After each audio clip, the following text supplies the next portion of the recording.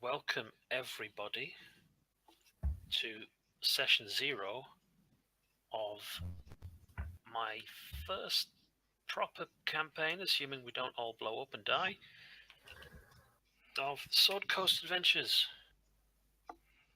And this is our special attempt to perform the starter set adventure, The Lost Mines of Phandelver, which I'm sure everyone has seen and heard of before.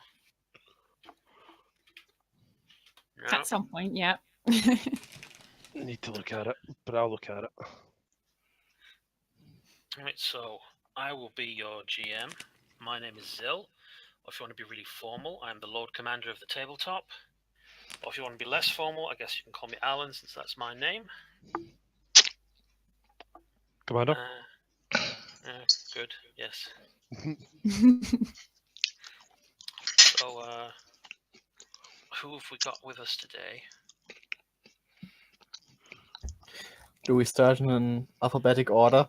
I suppose that depends, because what I was going to ask is, like, some of you got like a couple of different names to Discord, to Roll20 and stuff. So, what preferences do people have to what they want to be called?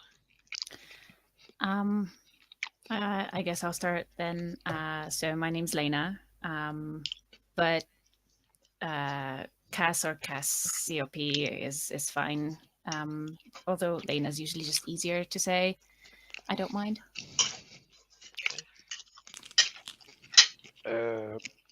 Barthandalus. You could just say Barthan, but the name is Thomas. But if you go by names, just by username, just call me Barthan. Can we say Bart? Barthan. Oh, okay. You could say Bart. You could say Bart if you like. If I'm worried that if I say bath, people are going to think I'm really posh and asking for a bath. A ball. A ball. How to determine if you're from the north or south of England? How do you pronounce this word? Oh, there you go. But Is it actually Robin? Is it Robin? You can call me by my name. It's Robin. I'm very much okay with it, and I'm actually me, as you can see from the username display. Yeah. That's basically everything about me. I'm German. That's all my character quirks I got. That's some character quirk, I guess. Does not understand the English properly. And I guess Ellie's just happy being called Ellie, right? Yeah, I'm Ellie. Nice to meet you. There's nothing special about me. I'm just me. Oh, that's what everyone says, but we'll soon find out. Oh, I think we talked a little bit about this before we started, but like, how much has everyone played like D&D or other tabletop stuff before? I'm currently in a running Saturday homebrew game. We don't know what we're doing, but it's good fun.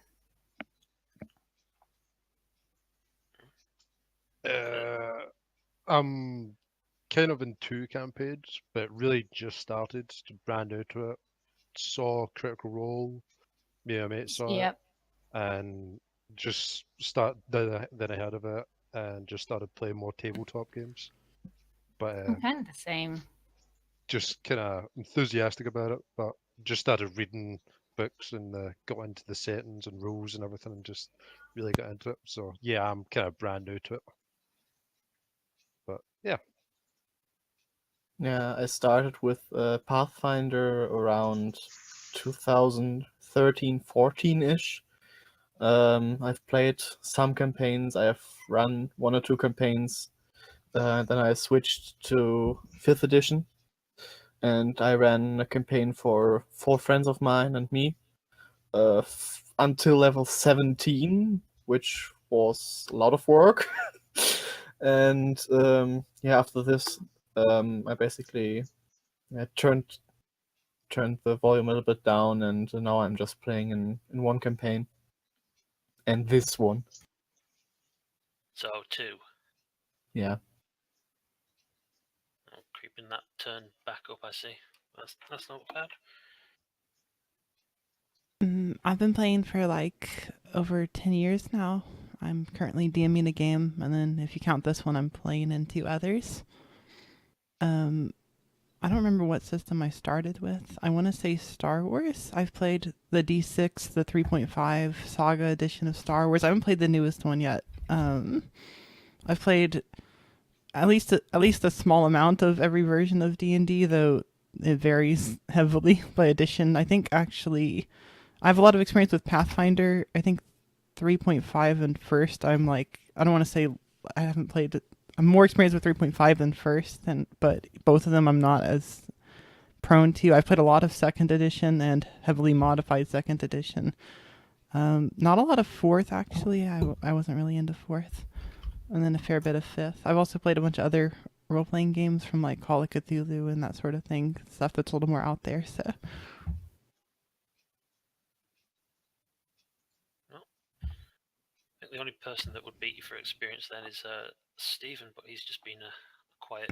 I mean, Stephen's been around since the beginning, so... What, beginning of time? Yes. Possibly, yeah. He'll never admit to it. One of those eternal Dungeons and Dragons beings. Yeah, he actually just started the clock. I don't think there's anyone else who's played Dungeons and Dragons with Mongolian bandits, but here we go. What? We have one other there, who's our friend Bandora, but unfortunately he's gone and had a birthday party with his dad. Ugh. How dare. Social life. Yeah. So despicable. Who does that? So get all your abuse out now, so we can see it on the recap. For shame. What a stinky person. Oh, damn. Okay, wow, that's a deep cut. Wow, did you just assume his smell? Don't do that. Don't. Not this. Not like this. Okay,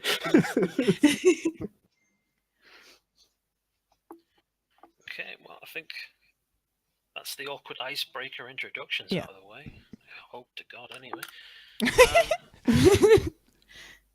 Please, Lord, let the awkwardness end here and now. The awkwardness will never end. What? This is awkward? I don't know this word. Was ist das? I thought we were here to level up. Yeah, kill things, level up, solve mysteries. And work. Work hard. Work is killing things as long as they're vaguely the enemy. Anyway, so I guess we move on to like content advisory stuff. I'm probably going to swear. I expect other people are going to swear, and I hope everyone would be okay with that. Thought this was a Christian deal. God,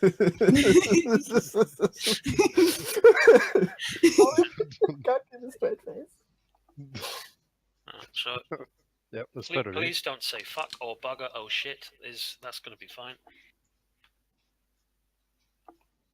So wait, there's some line drawn, but just as long as it's just kept PG No, within. It's a Monty Python joke I was trying to quote. Oh, okay, I like it. It's PG-13. We can't say the F word more than 3 times. In a row or around the evening? Oh, I'm Per Scottish. episode. That's gonna be a stretch. Your mother smelt of elderberries. Whoa. Wow. Or your father I smelt was- of I elderberries. should just and fart in mother your was a general ham- direction.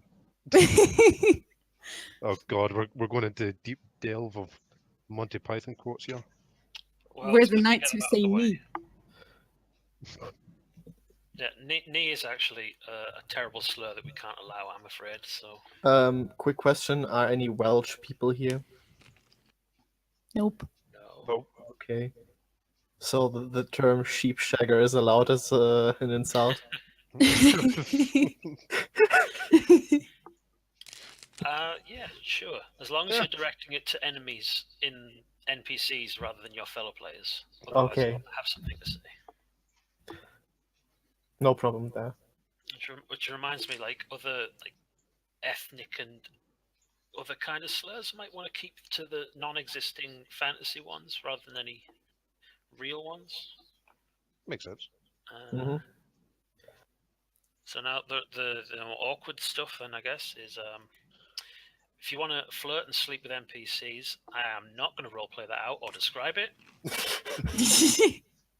Oh, come on, man. Like, Do I get down at night? At best, you're going to get a check Get a and then little it'll booty? fade to black or something.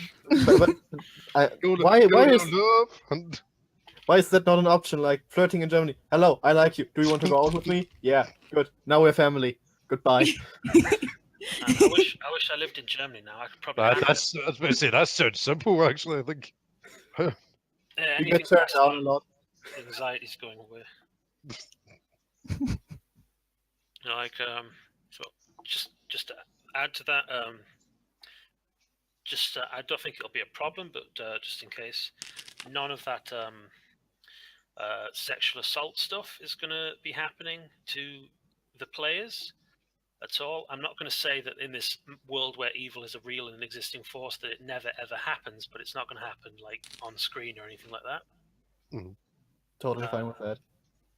So, other than that, is there anything like any of you guys would like to be avoided or not discussed or shown? I have a specific question. No rapping dwarf bards. I have What post-traumatic happened to stress you? syndrome from those. There goes my character idea. If you're going to play a bard, that's fine. I'm not going to expect you to make raps or sing either. I'm not playing a bard. There's a line being drawn. That's the line. Just saying, like I have bad experiences with rapping dwarfs. Everything said. I know what I'm getting you for Christmas. We'll try and avoid too many of Yeah, I you don't try even know that. what You, to say. I was about to say, you try and answer that. You try and say that with a straight face. Okay. So, other than that, I mean, the tone of the game that I'm thinking of is like sort of like light-hearted, adventure-y type of romp thing. Maybe it's like a traditional view of how D&D campaigns go. But having said that, yeah, please don't play a dwarf that raps as if they were some guy from the Bronx or whatever. Man, you guys are just stepping on all my ideas. Come on, man. Also, please don't try and set up Fantasy McDonald's as your character goal. Wait, you trying to crush all my dreams? What about Fantasy Amazon? That's especially banned. I need to trademark that. Get on it. You can make all the like out of character fun and jokes and anachronisms that you like. I love them. I'm probably going to do more than my fair share of it. But like in character, like please Keep it there. please, yeah. Like, if your character wants to set up like the postal service, maybe we can work that out. But if they want to set up Amazon, What kind of fantasy world doesn't have a postal service? There's what I love is like. I was initially thinking this was a joke, and I'm like, wow, this is actually full on here. Somebody's actually tried to do this in another game, and I'm actually curious. You might have a messenger service, but you don't get the full-blown postal service, late deliveries, missed deliveries, and too high prices. That is the thing that we need to invent. New goal now. Goal. oh dear. Oh man, that's so good. Also, I guess like I was saying before, I don't know if you're all present for that. Is I'm definitely not going to be trying to kill anyone's character. I fully expect the ones that you make here will be alive when we finish the adventure. But having said that, if the dice go against you, they're all going to be rolled in public. So Challenge There's- accepted. there's the chance that you're not going to make it. Wait, I thought you said this was going to be more traditional D&D. Traditional 5e D&D, not. On the matter of this question, on the matter of this, I have a question. Okay. If my character dies, can his a little bit how do you call it? My English is not working. Can his can- identical twin brother with exactly the same? No, not the identical twin brother. A similar twin brother that has another class. Could he rejoin at the same level? I see you said that. Possibly. Okay. If you do die, we'll try and work out something to get your new character back in. And this is also why I would ask you, please, please, please do not try and kill each other, because that also means I have to do extra work bringing new characters in the aftermath, and you'll probably all hate each other at the same time, which is not going to be fun. No guarantee. Hate. Such a strong word. I would say steep dislike. Just general disdain. So corollary to that is, I guess, don't really rob and steal. I mean, you all seem like really nice, upstanding folks, so I'm guessing you're not going to do that kind of stuff. But Again, judging me. Yeah, I mean, I mugged a person on the way home. I mean, Wait. Just because I'm German, I'm an upstanding person. How dare you? What if we kill them first and then it's just looting the body, right? yeah, I guess. I mean, that is what you do to all the NPCs, so I guess it's only fair. he was already dead when I got here. I mean, But I mean, I think, you know, in general, it's just don't be a dick. That's how it goes. Isn't it? Yeah, just be gentle to the world. Yeah. You know, don't completely avoid characters having a conflict. Just try not to resolve them by immediately killing each other or that kind of stuff. Did you just cross my path? I challenge you to a battle to the death. He You said ate to the the last level pretzel. 15 death knight. Exactly. That's it. He says to the King's Guard. Okay. So I think that's most of the sort of like session 0 expectations admin stuff out of the way, unless anyone can think of anything else. No. Okay, well, if anyone does think of anything else, you know, put it in the Discord, tell me, whatever, you know, all that stuff. So, on to mechanical things.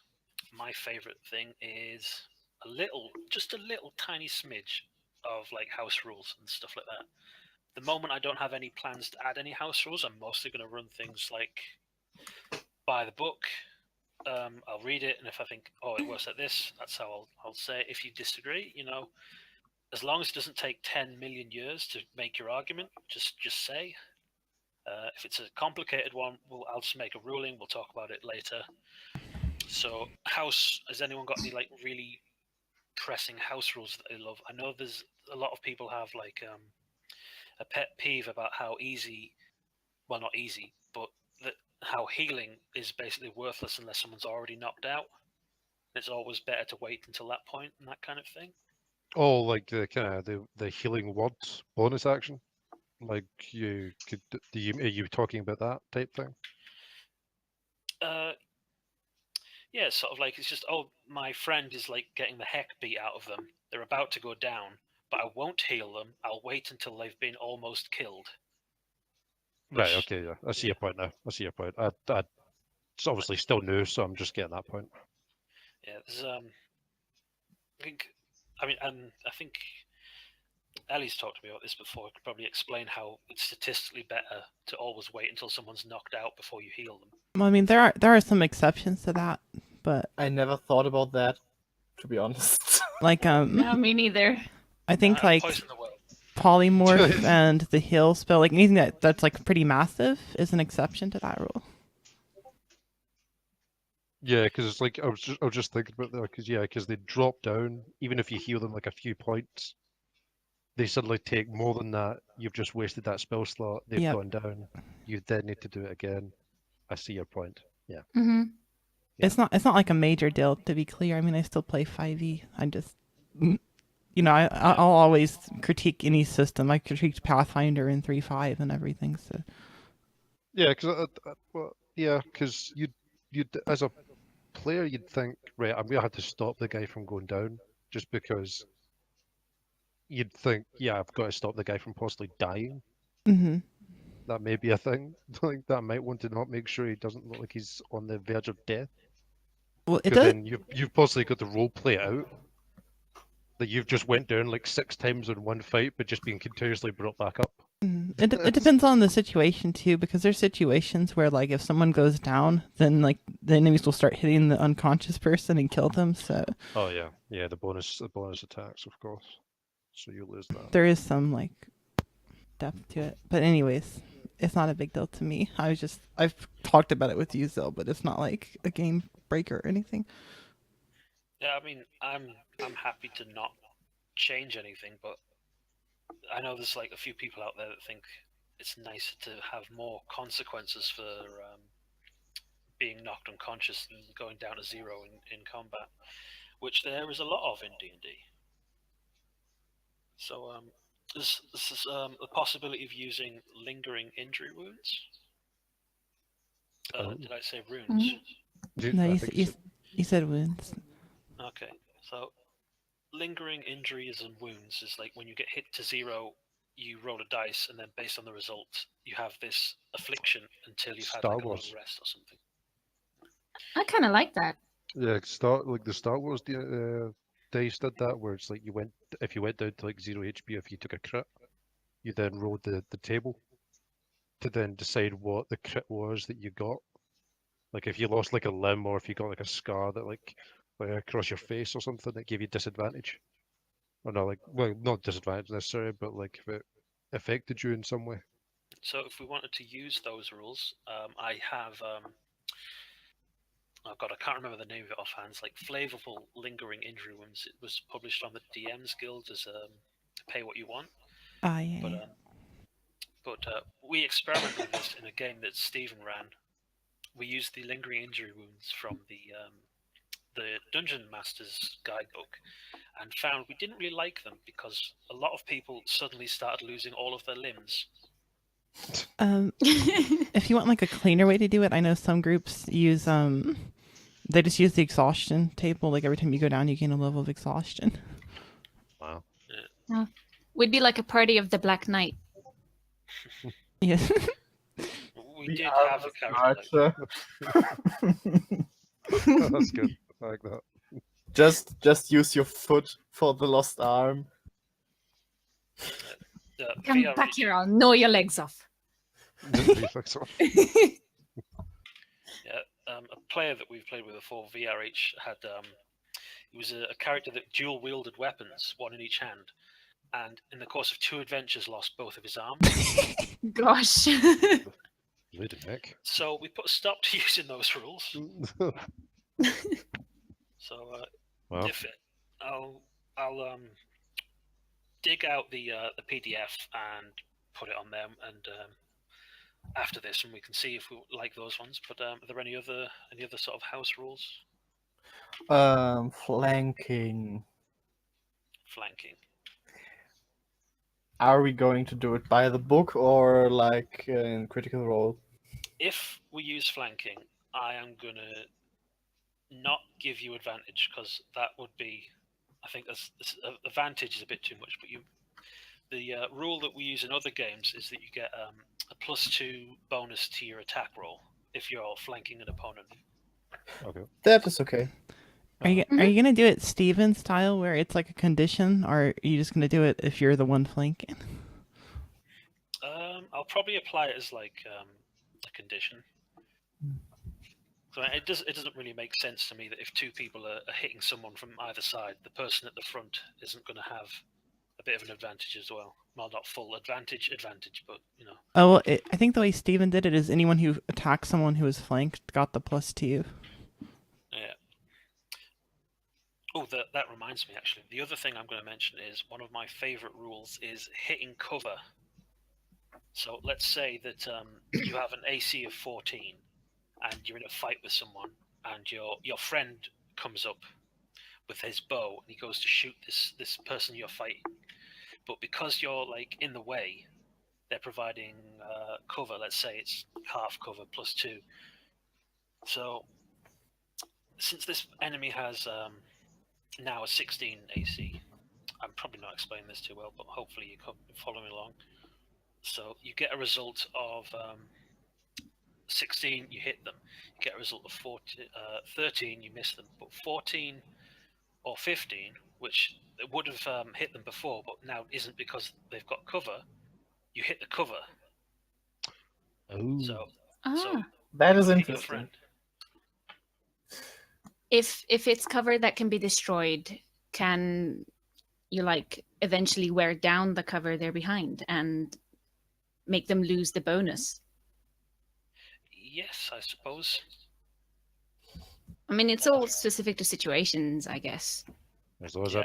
as long as that cover's not one of us. Yeah, yeah. Oh, look, my friend is standing in the way. Pew, pew! Now he has got no cover left.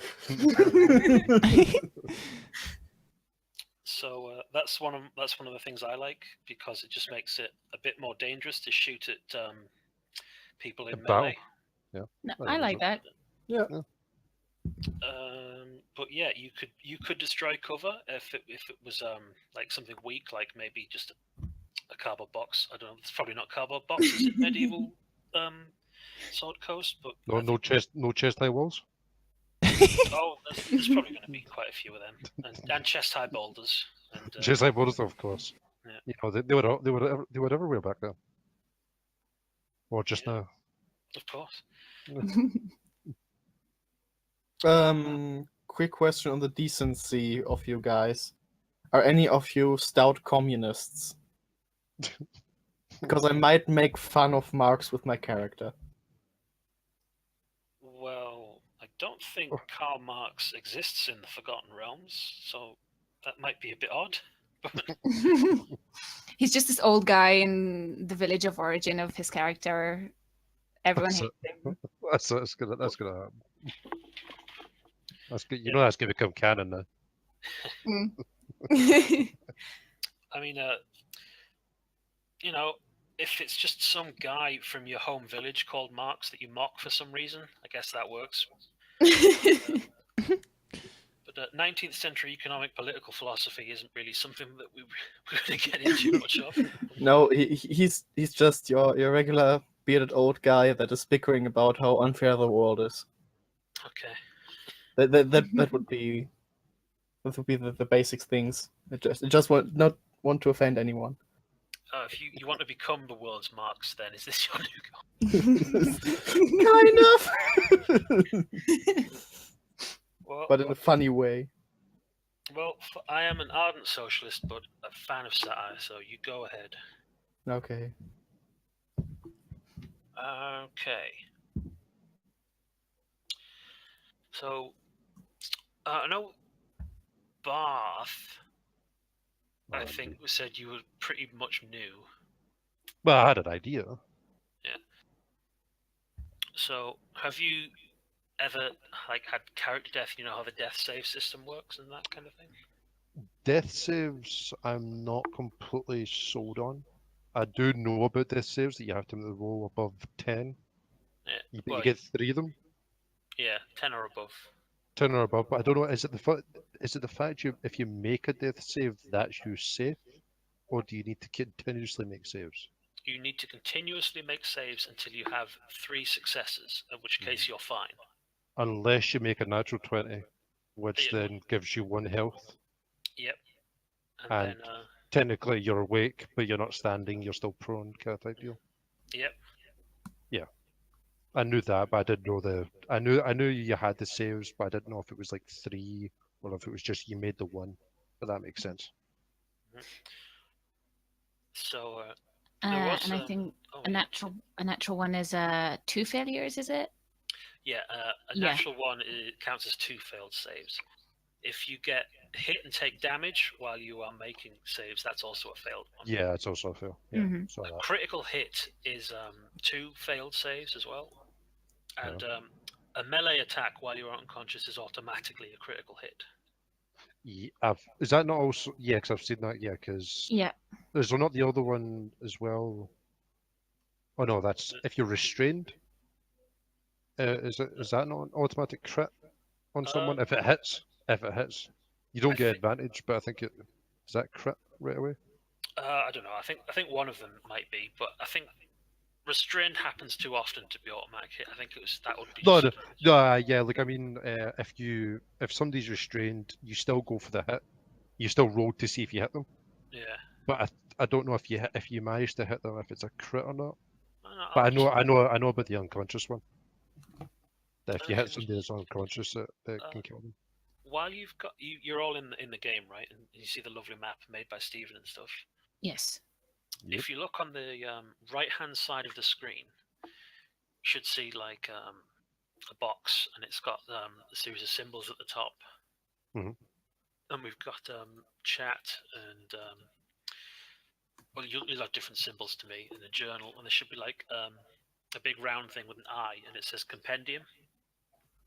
Yep. Yes. If you put restrained in there, you should get stuff up. So there's a lot of things you can just search in there. So that's pretty useful rather than getting an actual book out and looking through it.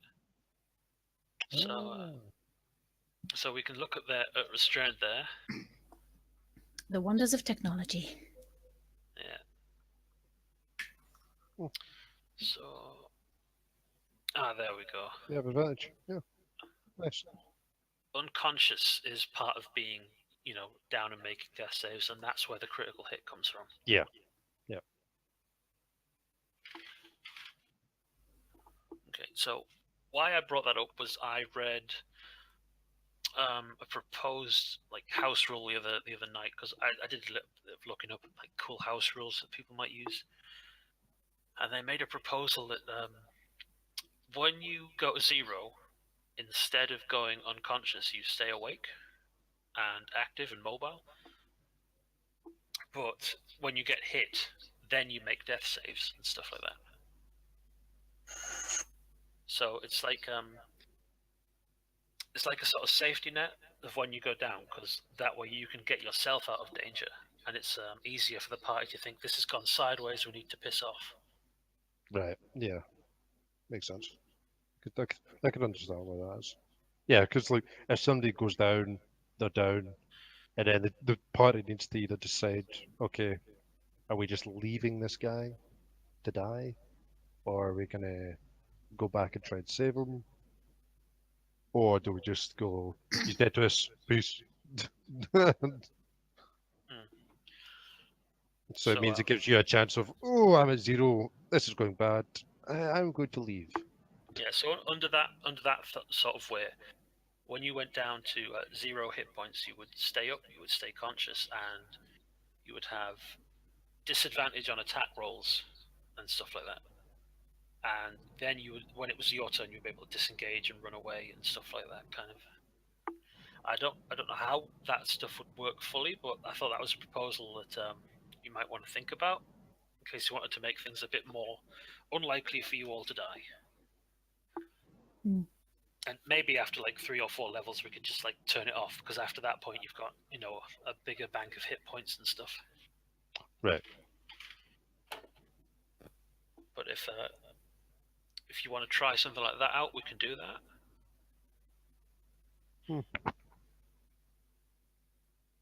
Interesting. Need to say yeah, that sounds good, Zill. Let's do I was that. going to say, yeah, no, I'm up for that one. Yeah, I'd say I'm ready to try that out. We can always change it if it doesn't work. And Ellie's back. Okay. Ellie wouldn't have held that, by the way. I guess not. Sorry. That's... So I was just explaining a system I'd heard about the other day, where instead of going unconscious when you get knocked to 0, you stay conscious and awake and able to move and things, but have disadvantage on attacks, so that you're able to get yourself out of a bad situation and retreat more easily. And I was just wondering if people would think that would be... I don't know if I'm as big of a fan as that, but if you guys want to do it, I'm on board, so I'm not. Like I was also saying, was like maybe after a couple of levels, you could turn it off just to make... At that point, you've got, you know, a bigger bank of hit points to keep you around. And also, you'll have a better sense of, you know, your character's abilities and what you can and can't stand. So you can always turn it off if people are thinking it's too easy. It's like an option in the settings menu. I kind of like the fact that early levels are a little more dangerous. Again, it's kind of up to the group, so. Yeah, to be fair, I think that one Sunday there I was playing in the other game, and the wizard went up to one of the melee guys that I was fighting, and the fighter just turned around and just went whack, just one hit. The guy was at full health. He was down. Just literally took one hit, went from full health to 0, went straight down. Oh yeah, wizard's delicate. And so he said that was him just straight down because he went up to him and attacked him. So that adds the whole thing to it, where he's just unconscious and you just go, huh, that's trouble. If We're you down want, a guy. if you want to make it a little less deadly at early levels, the easiest change I think would just be to remove the massive damage rule, at least for early levels. Oh yeah, I forgot that existed, to be honest. In my experience, that's the #1 killer from Maladon. Steven can attest to it, and also the Wilds game that we played, where it was a more deadly style of gameplay. It was more old school. That was the #1 killer of PCs in that. So if you're not aware, this rule is where like, let's say you've got 8 hit points and you take 20 damage. You go down to 0, and then you've still got 12 damage left, and that's over your maximum amount of hit points, so you're just dead straight away. Oh, right. So, of course, because if you take your hit points over 0, you just straight die. But of course, something that massive is going to do that damage anyway. Yeah, so... Well, it's because at early levels, let's say you're like a wizard with 5 hit points or whatever, then... Yeah. Or, we beginners, we'll say you have Sure. 8 hit points as a wizard. That means if you take 16 damage, you're just straight dead, and that's from full Yeah. HP. If you're already damaged, it's less than that. Yeah. And it's Wow. it's not hard to get 16 damage on a crit. Yep. But Exactly. it's unlikely, but given enough rolls, it's going to happen. Yeah, it's like one roll with a longsword, and it's like with a crit, and then 1d8, and that's it. You're gone. So if we can just not do that for now. But if you throw yourself off a cliff, you're dead. That's it. You still. But we are basically gods, don't you know that? Oh, Oh God. Not at first level, my friend. Also, sorry for the inconvenience. My neighbor needed to jumpstart his car. And apparently, I'm the only one known on this block to have jumper cables. Oh, nice. I have not got any of them myself. Look at you being a good neighbor. Yeah, you're the good neighbor. You're the one everyone invites to parties. Yeah, if we had parties here in Germany. Man, you're really not selling Germany to us right now. The only part of Germany you're selling to us is dating. Yeah. And the booze. Yeah. And buying things. Hello, I would like this. Yeah, what price? That price. No, higher. Okay. That's Done. What? They have a bartering system in Germany? Oh. Yeah. shame. Over here, I go, I want that. They say, it's £1. I give them £1, and then we're done. That's it. Well, that's how it works in most supermarkets. But if you are on the weekly trading fair, which happens like in every single village here in Germany on a specific day. Yeah, then you can barter.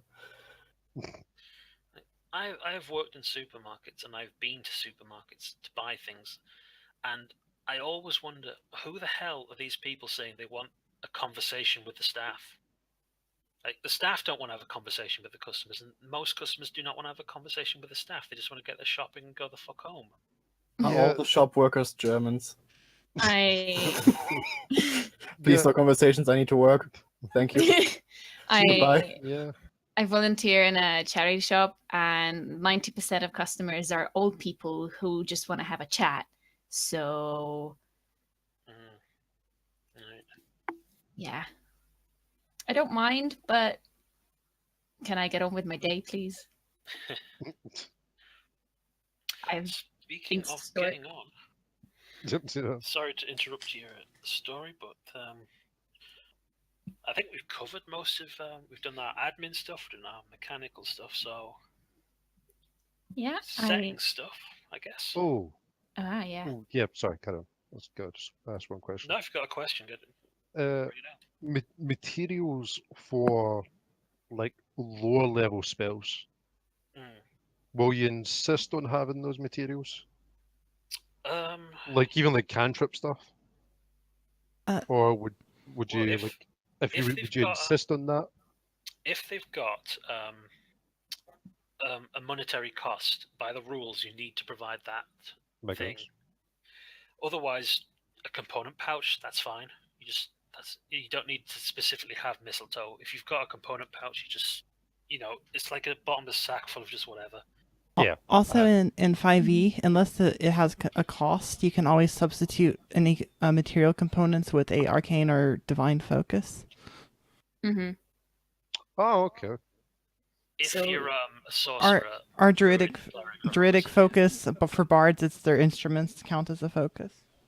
Right, okay. That So if let's say a spell doesn't have any like gold coin value, but it specifies that you should have holly and the toe of a giant or something, you don't need to have those specifically if you have a focus or a component pouch. Is that what you're saying? That's most of it. But here's something interesting I learned the other day: is that rangers can cast druid spells eventually, Mhm. but they don't get the ability that lets them use a focus. Oh. So they have to have a component pouch. Yeah, for they the have to have individual it. things. I'm not Makes going to bother with that. If you're playing a ranger, I'm not going to care if you. Yeah, Unless you're it not says going to pull it onto it. Unless it says you need a gem that costs 25 GP. Yeah. Oh, yeah, no, Yeah. definitely. Yeah, that's why I only said like lower level ones. It's like obviously because you've got the rubies that like need to be costing like 500 or 1500 gold. Yeah, but So yeah. there's a level 1 spell called Chromatic Orb, I think, where you need a diamond. Oh right, yes, I do know that one. But that diamond doesn't get eaten up by the spell, so as long as you've bought it once, you're always good. Unless you get arrested and put in prison and all of your stuff is taken away. No. Let's not get arrested. So, the Forgotten Realms is the main sort of setting here, specifically the Sword Coast, and even more specifically the northern region. We've got a really nice map on the screen that's made by our illustrious friend Stephen, so slight round of applause. Thank you, Stephen. Thank you. That's not as much as I was hoping. But Steven never is a mind. map maker Golf extraordinaire. claps. Golf claps. There we go. So you can see it, right? I'm not on the wrong page or anything. Yeah, the high road. Yeah. Rating. Yep. Right, okay. Paladin. I'm very familiar with this road. Have any of you actually played the Lost Mines of Phandelver before, by the way, or just seen it on the podcast and stuff? No. Nope, have not played it. Nope. Okay. Nope. Nope. I'm just familiar with this area of Faerun. Amateur. Me, by the way, meaning me. Just saying, no, I said that out loud, and I was like, "Oh, you were in the middle of speaking, so I was calling you an amateur." But no, I'm talking You about will call myself. me an amateur? Germans. We are masters at everything except conversations. So efficient. But sorry, carry on. Sorry. No, I don't feel like it now. Aww. Okay, so this is the relatively local area, and a lot of it is potentially not relevant for the actual adventure. And if it is, we've gone way off course, but that happens. But so Neverwinter is all of your characters I'm going to ask are going to be from Neverwinter. They don't have to be like born there or have lived there for a long time, but they have spent like the last couple of weeks, couple of months in Neverwinter for whatever reason they might have. And I'm not quite sure how Neverwinter is in the official lore anymore. I remember Neverwinter from playing games like Neverwinter Nights in like the early 2000s and stuff when I was a kid. And a bit further south is Baldur's Gate, which you might have also seen it in a game called Baldur's Gate. Wow.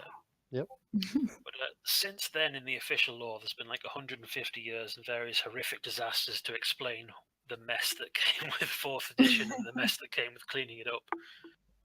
So a lot of that is very confusing and weird for me. So if you already know it, don't rely on it, because I'm probably just going to throw it out because I don't like it and I'm the person in control, so that's my prerogative.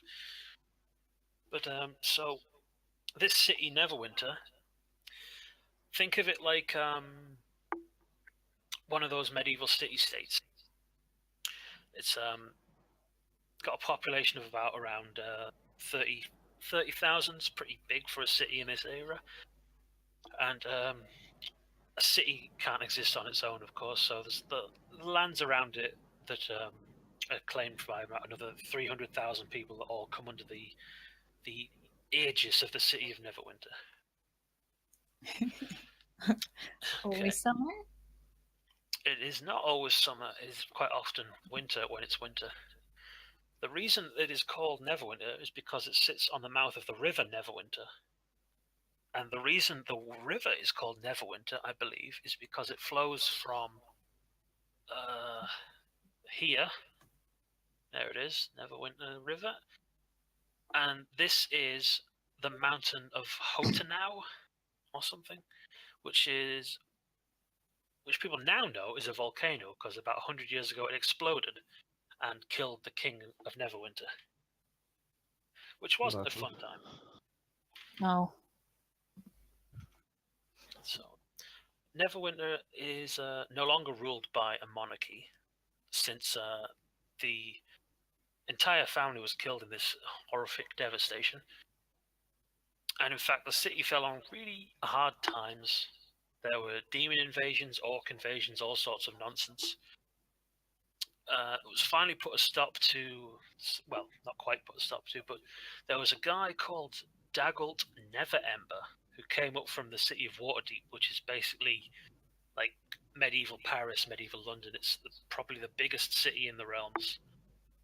About a million people live in the country, but not cities, like 100,000 or so. But he came up with a mercenary army and took the city and made it safe. And then he went off further on to do other adventures. And eventually he got kicked out of power in Waterdeep, so now Neverwinter is his base. And he's sitting there with his mercenaries and waiting for the people to appoint him the king of Neverwinter, which they haven't done yet. And he's saying that because he's not the king, he can't act as a king might and enforce all of the rules. So it's a bit of a chaotic place. However, there is also a whole economic boom sort of happening as people come in and think, oh, I can make a living here. Because there's a lot of opportunity, which might be one of the reasons that you guys came. Makes sense. The Dwarven Brothers. Yep.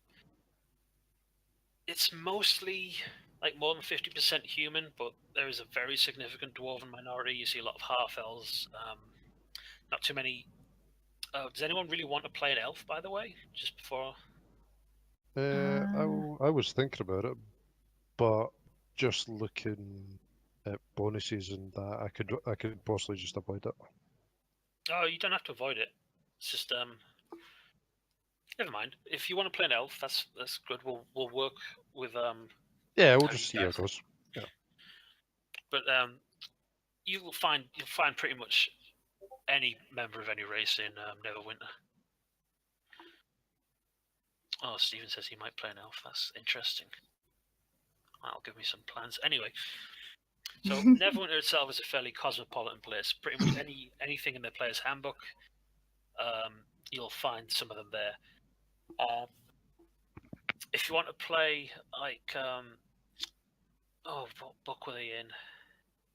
Volo's Guide has, I think, some extra player races. Like, if you want to play one of them, we can work that out. But I hope, just for the ease of things, that you're not all going to play Tabaxi, which are the cat people. No. It's decided we're a litter of cats. It's What's not that now? planned at the moment. That would be funny, actually. Kadjit has wares. Great. No, I'm not going to say that actually because I don't know how that would be taken.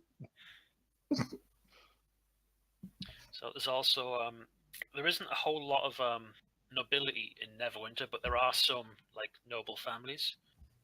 So pretty much any background is pretty okay. Oh, that does remind me though. If you do pick to play as a noble, there's a variant I think that gives you retainers as a background feature.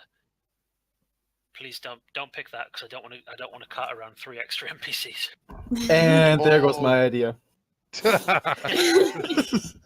And there goes his card. What's going on here? You're ruining dreams here. You're ruining dreams. Well, that is my job. you're the DM. Dream Mangler it stands Alright, for. everyone, we're gonna play nobles. We're all gonna pick that feature. We're gonna literally be walking around with an army. We're gonna be a litter of noble cats with retainers. Oh with my. with human retainers, so they can groom us all day. Man, that's Is I human in the corner? Might you come up and bring me the food bowl?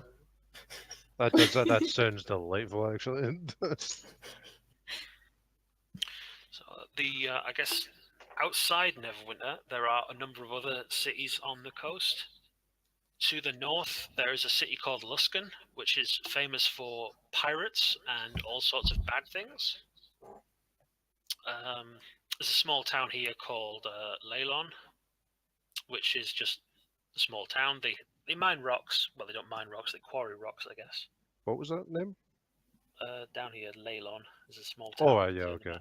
Oh, yeah. All the way down here is the Mere of Dead Men, which you can just see the top of. Mhm. It's also called Murderlane in the Elven tongue. There are a few towns and settlements in there that I think should be united under a confederation called the Kingdom of Murderlane. So there's a lot of I think lizard folk probably around there, so there's all sorts of tension around that. And if you follow this high road all the way down, you get to Waterdeep, which is about 150 miles south of here. Ooh. Waterdeep's the one I'm familiar with. Yeah, Waterdeep is the biggest city in the realms. It's like over 100,000 people, very cosmopolitan, has this strange system of government featuring masked lords and all sorts of stuff. So think of like Venice, but with the climate of London. Oh, And beholders. Oh yes, and there's some sort of strange pit under the city that leads to the Underdark. Please don't go to the Underdark, please. again, challenge accepted. Now we all need to pick edgelord characters too. Yeah. Oh no. Definitely ban that. Like if you say, "Oh, my character hides his face and sits in the darkest corner, and all you can see is the smoke from his pipe," I was like waiting to see where you were going with that, and I was like, "Oh, nice, I like that." I'm totally doing that. I'm not. Well, don't, because it's banned, and I will kill you. I will literally find where you live and put a small knife in your spaghetti hoops, and then you'll die. How dare? Alright.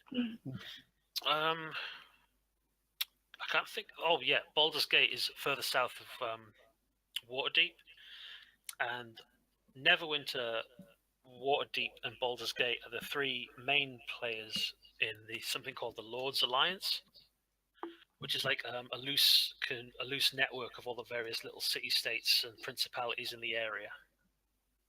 So they sort of cooperate against threats if they get big enough, that kind of thing. Luskan is not a member of this alliance. Luskan are a very naughty city. Pirates. Yeah. So, are there any specific areas or anything that you might have questions about that I can think and ponder on?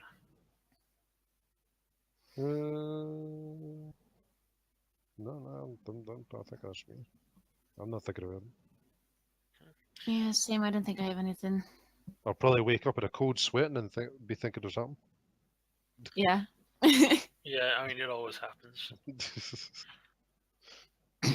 I remember the key thing everyone always tells me when I have a job interview is always ask them questions at the end, and I can never think of any bloody question because they've always answered them.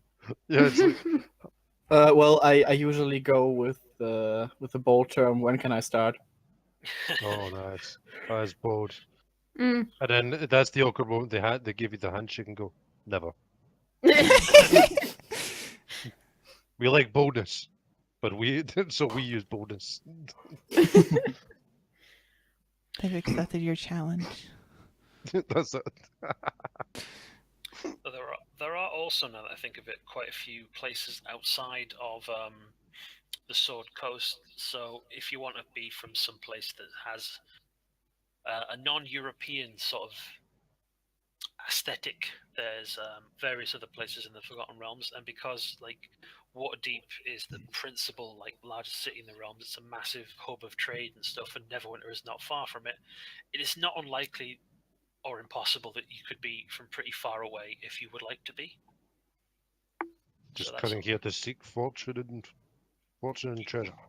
So you don't have to be a local, and you don't have to be from very far away, but Makes sense. either of them's fine. So Alright. I think that's about as much as I can remember at the moment. There are a list of various gods and goddesses and things in the player's handbook for the Forgotten Realms, and Yes. I'll want to know once you've picked which ones you like and worship, because after that I'm going to kill a bunch of them because there's too many and I can't remember. Yeah. Makes sense. What's your take on having cultural deities instead of the Forgotten Realms deities? Which cultural deity do you mean? I mean, like something from the Norse or the Greek pantheon, or any other. I'm not a fan of it, but if you're a fan of it, we'll work with it and go along with that. Is there like one you've got like a particular? I mean, in terms of my character, but I guess I'm gonna wait until we get to that. If you have anything else to say about the setting or anything, and I'm happy to wait. I can't think of anything at the moment, but like I said, if it's something that if it's like something you like, that's fine. We'll work with that. It's not something that I tend to do, but I suppose all of them are stolen from various places anyway. So, but if you want to be a cleric of Thor, that's great. We can do that. rather than I don't know what other things they've got besides Moradin, really. Oh, there's lots of gods in the Norse pantheon. Mhm. Mm. Loki, Tyr, Thor, the Mother kids, the kids of Thor, Odin. They actually Yeah. have a Wife list of in the back Odin. of 5e Yeah, book. it's Yeah, actually they it's it's like Celtic and then Greek deities and then It's all Egyptian over the Norse. place. Yeah, it's Yep. there's loads of them here. There's Ula, Tyr. No, Thing. I was Oh. looking more towards the Greek deities. Yeah, so I think there's a whole list of them as well. Yeah. Whether or not they're allowed, but yeah. I think you also mentioned once like you were looking for like cleric of the forge, perhaps. Yes. wasn't it? Yes. The So- cleric. I'm looking to play a cleric of the forge, and yeah, that's why I asked because I'm looking at Hephaestus. Yeah. Fist. Got a smithing and craft. The fist. If you want sorry. to worship Hephaestus, I think that's fine. I'm probably going to mispronounce it and change what I remember about it. No, yeah. I mean, if it's okay with you, then I would like to. Yes. I don't know if you heard that, but just a massive firework went off outside my window. I heard nothing, so you're fine. The Americans are coming to bring us independence. You discovered oil. They have more freedom than you can hold. I think they're a bit late for that. We're starting to run out of oil. Yeah, that's not good. Oh, actually, they just started fracking in Lancashire, haven't they? So maybe they'll come for that. Oh yeah, down in England, yeah. True. I'm still really surprised at that. As soon as they started doing it again, earthquakes, and people are thinking, let's keep doing it? Maybe not. It's totally safe, you know, that place in Michigan that has that has gas in its tap water. Method. Yeah, method. Yeah. Yeah, I don't know how to chemistry in English. It's so good. It's I always thought that at least in America you've got the excuse of like you can have 1,000 miles of land and not a single person lives in it. Whereas where they're starting to do fracking in the UK is like the second or third most densely populated part of it. because that's the thing. Yeah, it's like it makes no sense. It's like the road situation. It's like America has big roads. That's why they have big vehicles because they have a lot of space. But over here, you don't have enough space for big roads, so don't bring the big cars over here. I'm just thinking about the idea. Like, Mr. Neighbor, what are you building there? A fracking station. Anyways, Moving along. let's We'll move bring it on. back. So I would like to worship the god of oil. only if it's whale oil and we place himself Whale dishonored oil. there. Then not. Okay, so I think that's about all I can remember and think of for the setting at the moment. There's probably there is a whole lot more to talk about with that, but without a specific question, I'm not going to remember anything.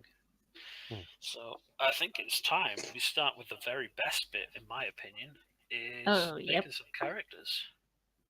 Mm-hmm. Yes. So, who's got character ideas, and who wants to sit in silence and be in awe of all the creativity? I was kind of I have ideas. yeah. I was gonna wait until some other people kind of chimed in, and then I was gonna fill in the gaps. So Okay, well, let's start with Lena. Lena, yeah. Lena, right. Oh my gosh, I'm going first. It's so exciting. We're not judging you much. Okay. Good to know. Good. Thanks. Okay, so I think as we talked about a bit earlier, is when you first open these sheets, it might ask you like character. What was it called? Character Charactermancer. Mancer. Yeah. So Yeah. character mancer, NPC, or just edit directly. It's probably best to edit That's it. directly because I don't think we've got access to anything beyond the SRD. No. Yeah. Okay. So I guess what are your thoughts about your Your Cleric of the Forge, I think, was your starting point. Yes, yes. So Cleric of the Forge. I've come up with a name. Okay, this is where the judging begins. It's all right. Tessely Ironheart. Gessely, was it? Tessely. Tessely. T. All right. Okay. Yeah. So just Tess for short. I have no ill will towards that name. Sounds like a perfectly fine name for this game. Okay. So I guess I might give in to the cliche and go with dwarf. Okay. I mean, that fits in very well with being Cleric of the Forge. Yeah. So there's two types of dwarves according to the book. Have you looked at the Yes. mountain and hill dwarves? Hill dwarf, I think. That's the one that gives a +1 to wisdom. Mm-hmm. So I'd like to play a hill dwarf. That sounds fine to me. Now, there's, as I've said before, there's quite a lot of dwarves living in human cities. Does your dwarf come from a human city, or are they from the mountain fastnesses?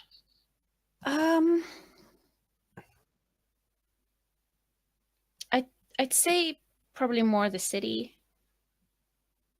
Okay. I think that goes pretty well with like hill dwarfs as well. They're traditionally the ones that live outside the mountain halls. Yeah. Otherwise, you'd be a mountain dwarf, I guess.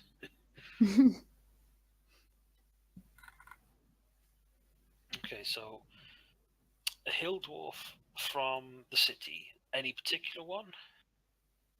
I guess not even a city. It could be a village, a little town.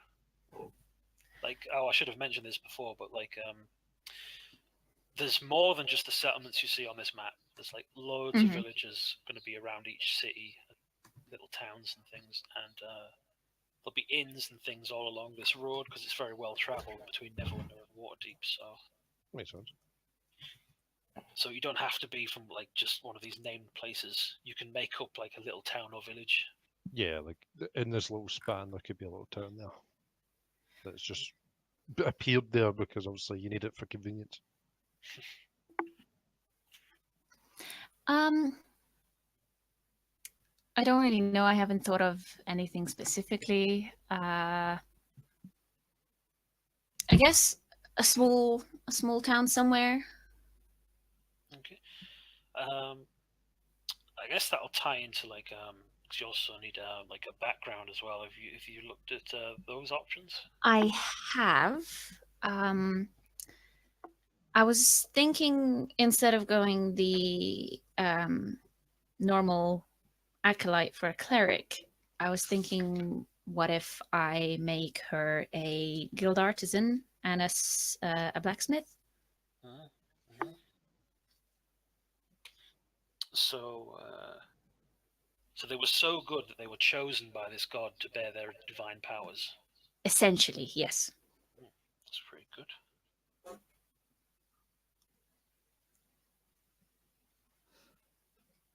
So, guild artisan cleric called Tessely.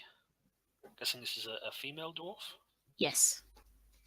Do female dwarves look sort of like male dwarfs, or are they dimorphic? I mean, I've seen a lot of people have, even their female dwarves have beards. If that's the case in this fantasy universe, she shaves it. I mean, I'm going to sort of leave this sort of thing up to you, whether that kind of stuff is going on. Like, because I quite like. I don't know if you've read the Discworld books, but they have a sort of, all of their dwarves look exactly the sort of same, and only dwarves can tell each other apart, which leads to some funny stuff. But I don't think you need to apply that to every fantasy world. So I'm quite happy because I think one of the character arts in the book is a female dwarf, and you know. So if you want your to be, God, I'm just going to trip over my words here. Never mind. So dwarves are dimorphic. That's cool. Yep.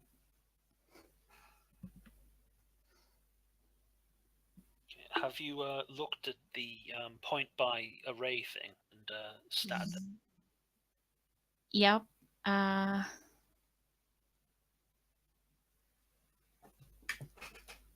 don't know if I wrote it down somewhere.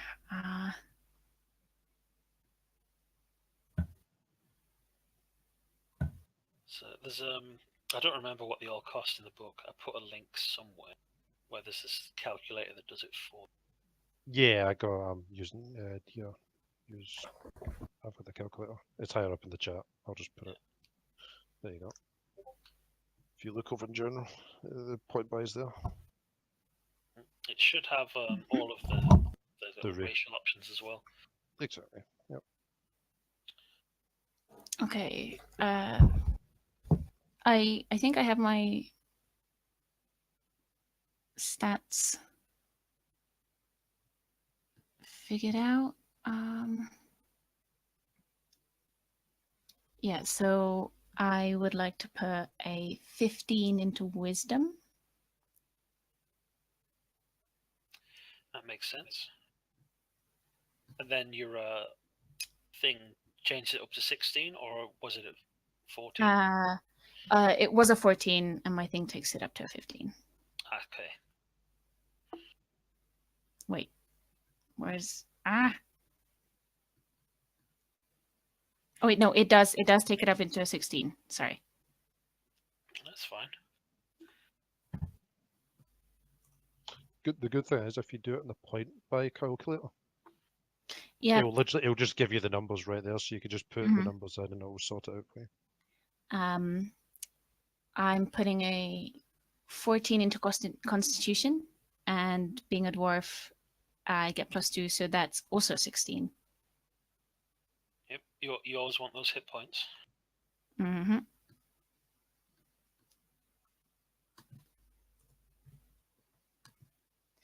And then a 13 into Strength.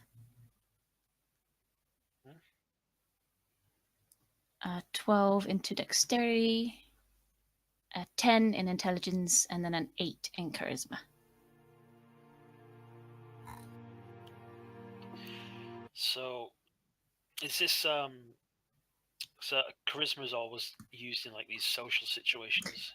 I know I might switch the Intelligence and Charisma. Okay. I'm just thinking in the terms of if I was a blacksmith, then I at least needed to deal with customers. So well, it depends. I mean, you might be the master craftsman, or craftswoman, I suppose, craftsperson, who makes the cool stuff, and someone else just you don't like dealing with customers. Someone else deals with that. You do the cool making of stuff. That could work. That's gonna be fine. Mm. But Yeah. I was just going to ask if you did have like low charisma, if you had like any particular way. Was it just you're a bit awkward, you're just a bit shy, like, or was it like you got a massive scar and people think, oh, I don't want to look at that person?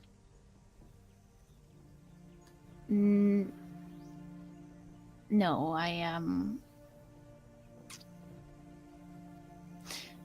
So yeah, I think I'll go with the low charisma then, and she'll just be a little,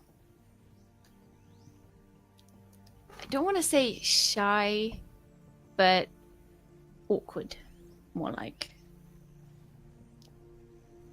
Yeah, that's fine. And if you come up with like I know this comes up a lot where people have characters that have like low intelligence and they come up with a plan. They think, oh well, I wouldn't do that because my character wouldn't think of it. Like, if you want to do that, that's fine. But if you also want to just like say out of character, here's something I've thought of, then maybe you could have someone else come up with that plan, or just say it in character. It's fine. People often come up with things that might not have been expected. So we've got some stats there. We've got high constitution, high wisdom. Yep. And not too bad at hitting things with your strength, but Yep. not going to rely on it either, I guess. Nope. Okay, so as a dwarf, you also get 25 speed, I think. Yes.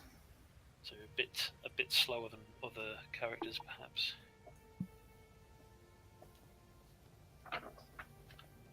So was there something else you were gonna? So worshipping Hephaestus.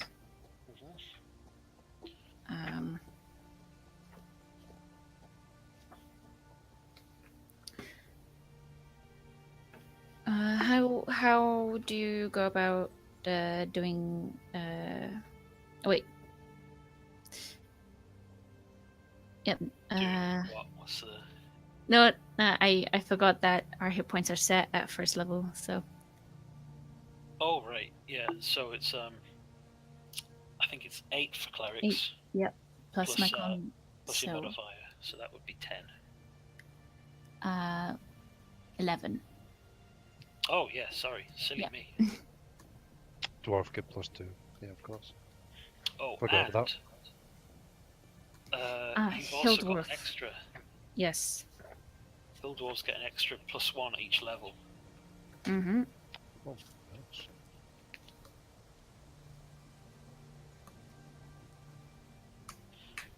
So that's 12. So I'll just quickly go over the other bits that you get for being a dwarf, so that everyone sort of has an idea. Dwarves have dark vision; they can see in the dark up to 60 feet. This dark vision doesn't give them color vision. I'm not sure how often that kind of stuff will come up. Dwarves are very resilient. You get advantage on saving throws against poison and resistance against poison damage. So that'll be coming in handy. And I guess, does alcohol count as a poison? So you can save versus hangovers. I'm just going to put that out now. It is intoxicating. You also get special dwarven proficiency with some weapons, like the battle axe, the hand axe, the throwing hammer, and the warhammer. You also get to pick some tools to be proficient with. You have a choice of smiths, brewers' supplies, or masons' tools. Mm-hmm. Well, the forge domain gives me proficiency with heavy armor and smith's tools at first level. So I think I'm gonna go with. Oh, that's I should mention, by the way, is if you have a proficiency, and then you later on get an ability that also gives you that same proficiency. I think in most cases you can then always just pick something else of equivalent. So if it says you get this language for free, but you already have that language, you can just pick another language. Mm-hmm. Okay. So there's no need to sort of like specifically sort of arrange things in the correct thing. So you're never quite missing out. Okay. Well, I was thinking of maybe the brewer's supplies. Yep. That also works for a traditional dwarven skill set. I think there's a box like on the left hand side somewhere where you can put tools and other things like that. Yep. But if it's a bit slow working with a sheet, that's fine. Just we'll write some stuff down and we can work on sheets, getting them all prepared and ready before the actual session. So don't worry about getting everything on it right now. Just as long as you've got one of your other things. Yeah. As long as it's certain on your race, your class, your stats stuff, that's fine. So I guess there's also all of the like traits and ideals and bonds and stuff. Mm-hmm. I'd like us to do them when everyone else also has all of the first stuff done. Okay. So, and then how do you want to do equipment? I guess for now, equipment is just you get certain things for your class and your background. I think. Mm-hmm. So just take them. If you want to make any like swap out, say, oh, I don't want this mace, I want a hammer instead. Mm-hmm. Well, maybe not a hammer, because I think there's a difference in things there. Although you could cover it with the money you get from your backgrounds, possibly. Yeah. But like if you say, what's equivalent? Like, oh, I don't want a staff, I want a spear. Yeah, fine, whatever. Fine. But we'll go back over equipment, I guess, a bit later on as well. Yeah. I don't think there's anything else except for those traits and bits right now. Maybe my proficiencies? Oh, yeah, that's a good point. You get some from your background and your class, and maybe some from your race. So I get insight and persuasion. Oh, also, I should mention, if you want to, all of the backgrounds in the handbook and stuff are customizable. They're not, you don't have to take exactly what they give you. Mm-hmm. So if it says you have these 2 skills, you can just pick any skills, as long as they make sense for your idea of your background and stuff. And if you don't like your feature, you can just take a feature from a different class as well, as long as it makes sense. Like, you can't pick Urchin and expect to have recognition among the nobility and stuff like that. And you can't have retainers, because I don't want to deal with them. You earn them. Or possibly not.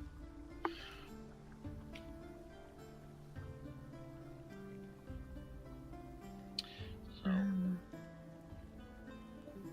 Oh, Oh. Ah, oh, Stephen. never mind. Steven. Oh, we lost Steven. How sad. I'm sure he'll come back in to listen later on. And plot how to kill everyone. No, he only does that while he's DMing. Oh, you don't know the plans he gave me for In the Wilds. Hint, hint. You're gonna die. So Yeah, for so the I think 2 cleric gets proficiencies. Yep. I think I'm gonna go with history and religion. That makes sense.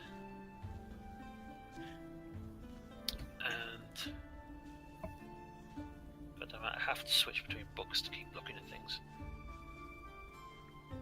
You mentioned, I think, the cleric gives you like the forge smith's proficiency. Yes. Was there anything else that they got as well? Heavy armor and smith's proficiency are the only bonus proficiencies I get. The Okay. other things are abilities and things I can do. Yeah, your special spells and Yeah, and like my channel divinity.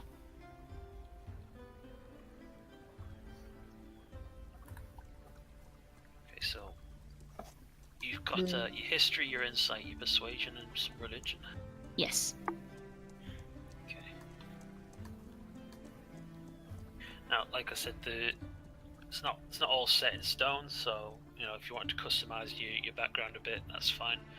Also, if you change your mind between now and and next week, just let me know and see what's going on. Mm-hmm. But I think we can move on for now. Until we've all got this far, and then we'll go back to doing personality traits and bonds and flaws and stuff like that. Cool. I'll get to writing into my sheet in the meantime. Okay. Just make a little note. From a small town. Okay, who wants to go next? Have the spotlight put on them while we all judge them. Why not? Yeah, I'll go. Okay. Thinking of or Warlock. Okay. Hey, Yeah. Warlock's the band. Pick a new one. Fighter? No Uh, hexblades. no explanation, just Warlock's god. Bye. Catch you later. Get a Warlock of Subclass Celestial. Okay. Uh, I'm just gonna have a reader of Celestial because I think that's one of Yep. the new ones. yeah, it's in Xanathar, yeah. Okay. So your patron is a powerful being of the upper planes. Ancient Empyrean, Solar, Kirin, Unicorn, or other entity.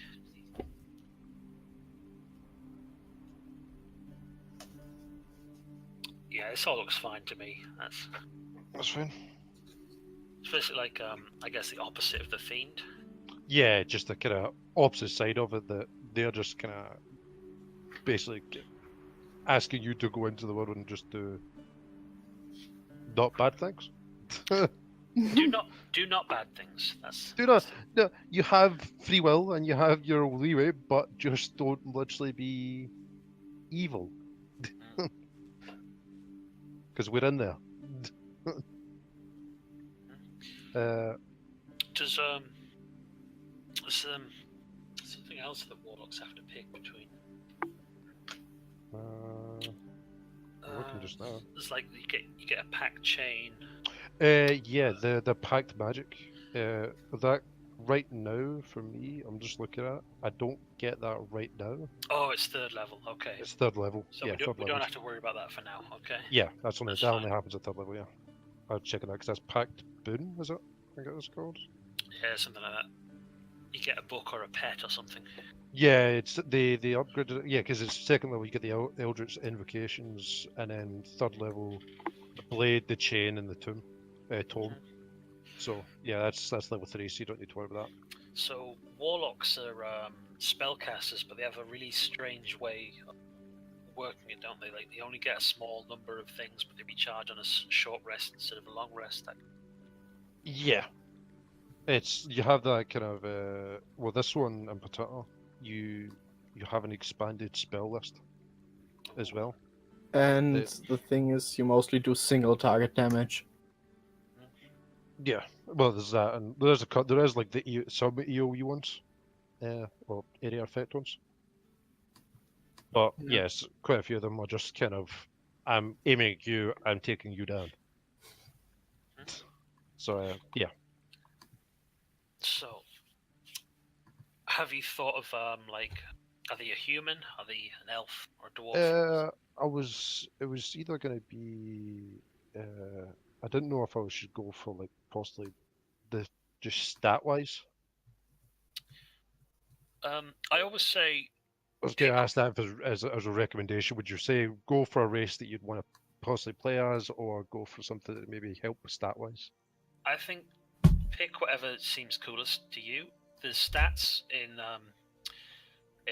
5th edition, like a difference of +1 is not it's helpful, but it's not too much. Like you don't need to optimize to survive. I would say you definitely don't. So Oh. if you want to go with like thing that makes you the best at doing the thing, that's a totally fine way to go. But if you want to pick like something that doesn't optimize completely, that doesn't give you the very best possible amount, highest numbers of stats and stuff, Yeah. you're still going to do good. You're still going to be able to, survive and do all the things you're good at. So it's basically just a matter of sort of preference and playstyle. Makes sense.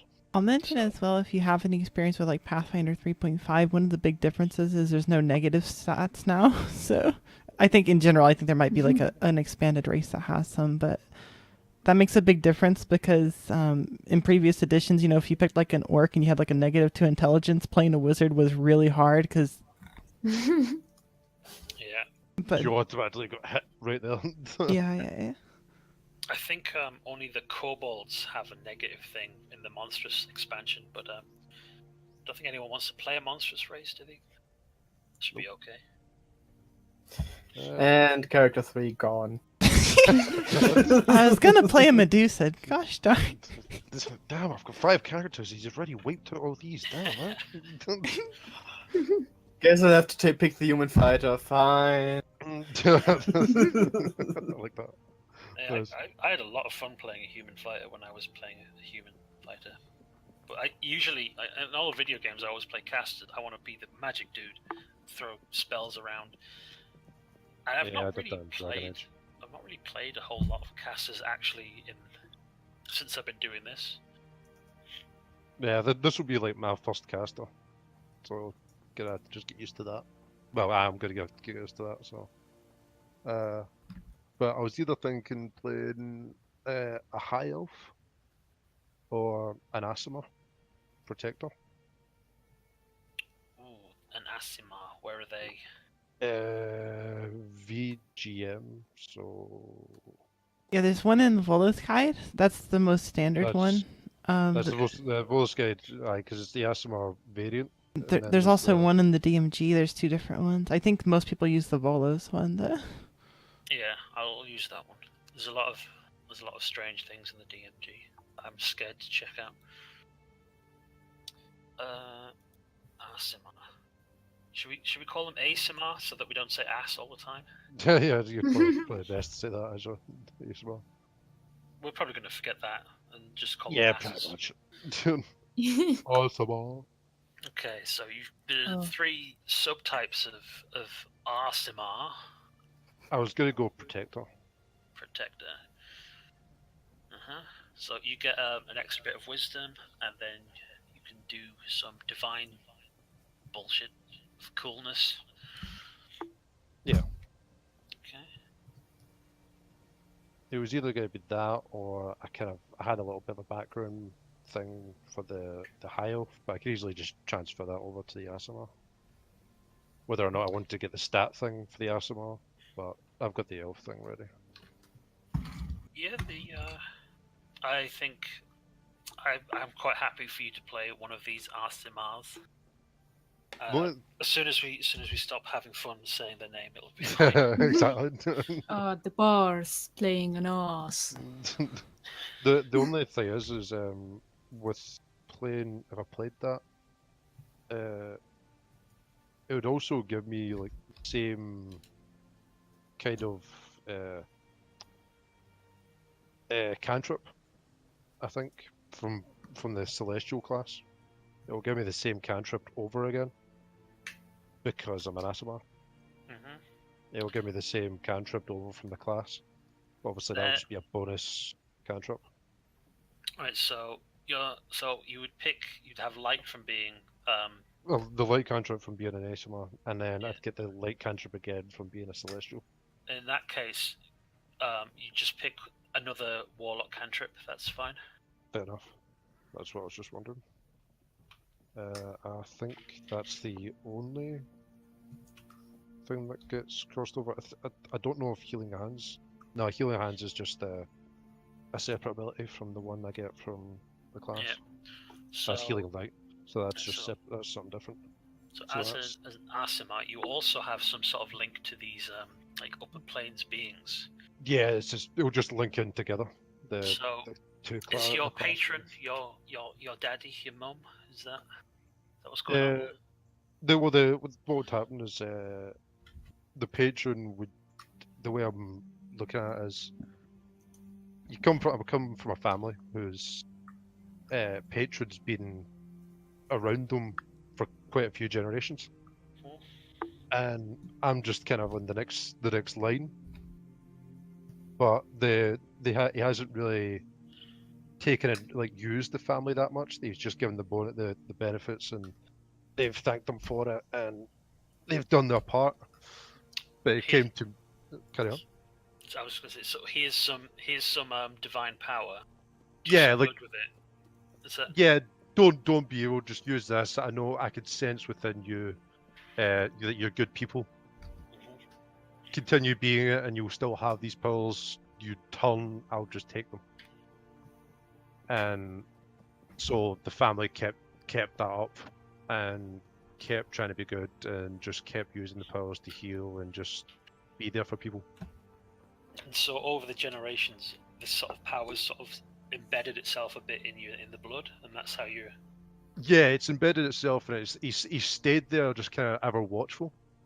But it's carried on through the generations, and the people know it because when you look at the family, they all have the same. I was gonna go with like the unicorn one, just because I'm Scottish, represent Scotland. But as the family has like reasonably like kind of darkish hair, but then at the very back there's a strip that's kind of almost like a ponytail, but it just goes down the middle, but it's just white hair that flows out. It's kind of like a mane. Just that's at the back. That's just the sign of the benefit you're still good enough to have it. So, but I'm putting my signature on you, by the way. Just Alright. so it's a sign. I've decided unicorns are lawful evil, by the way. Ah, damn. Yeah, and it came like as a kid. I was also always enjoying magic, and I always saw like the parents always helping people, just like putting their hands on people and then just healing them. And you always saw that, and it just blew my mind. And then eventually, it just kind of started getting more into magic, and then they were like, "It will come through one day."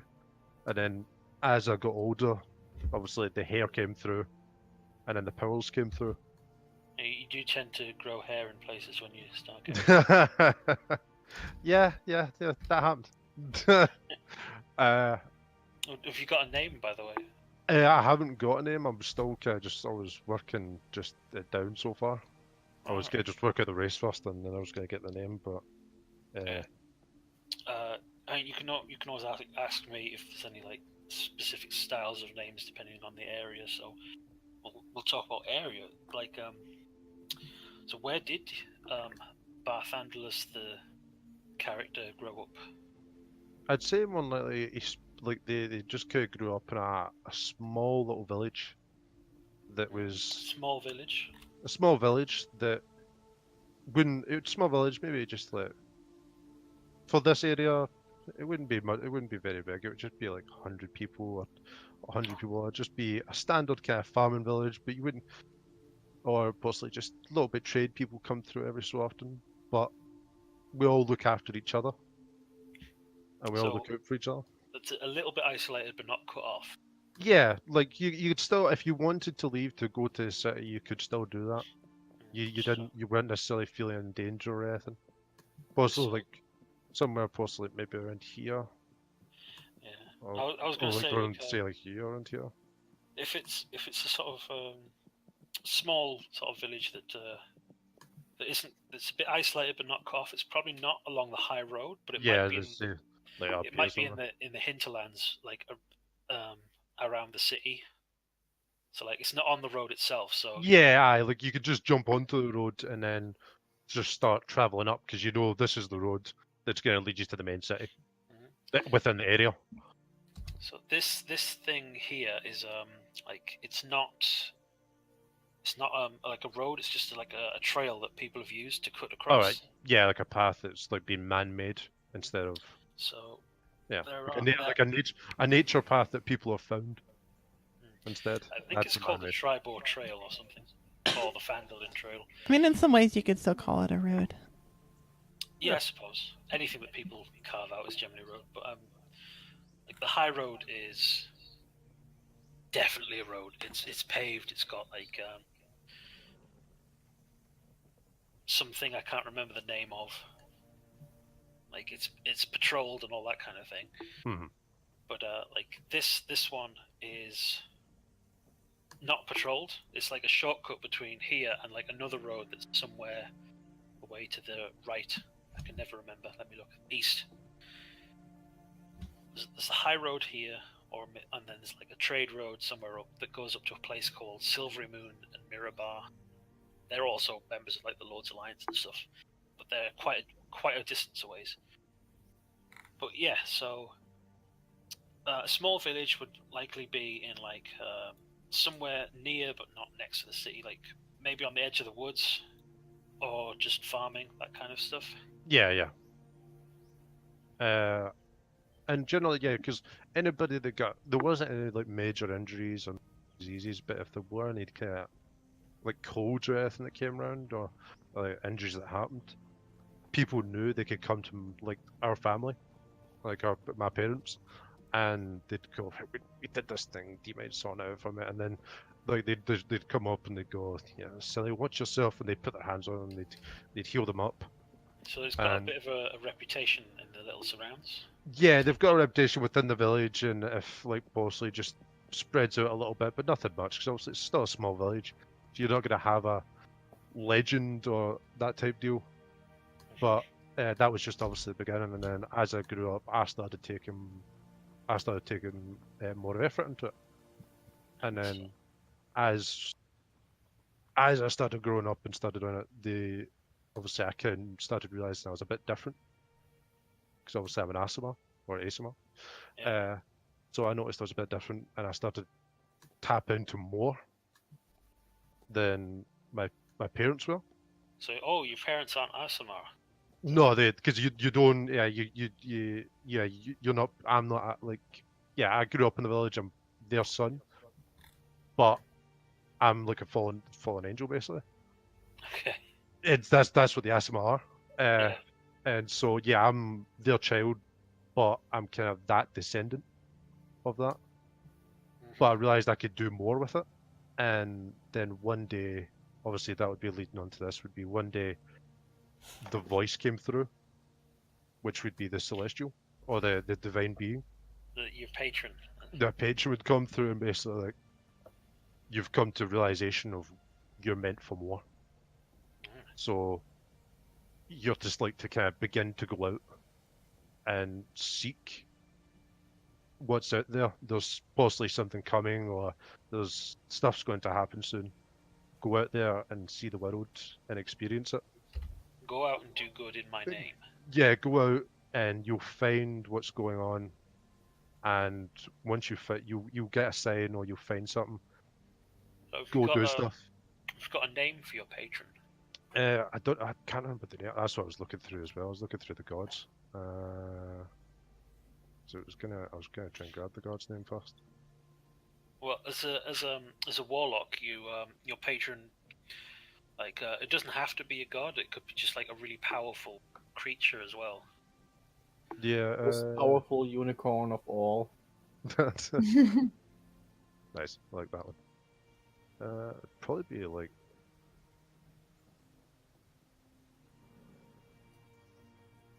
Lathander? No, we're God of Birth and Renewal. Life and Light.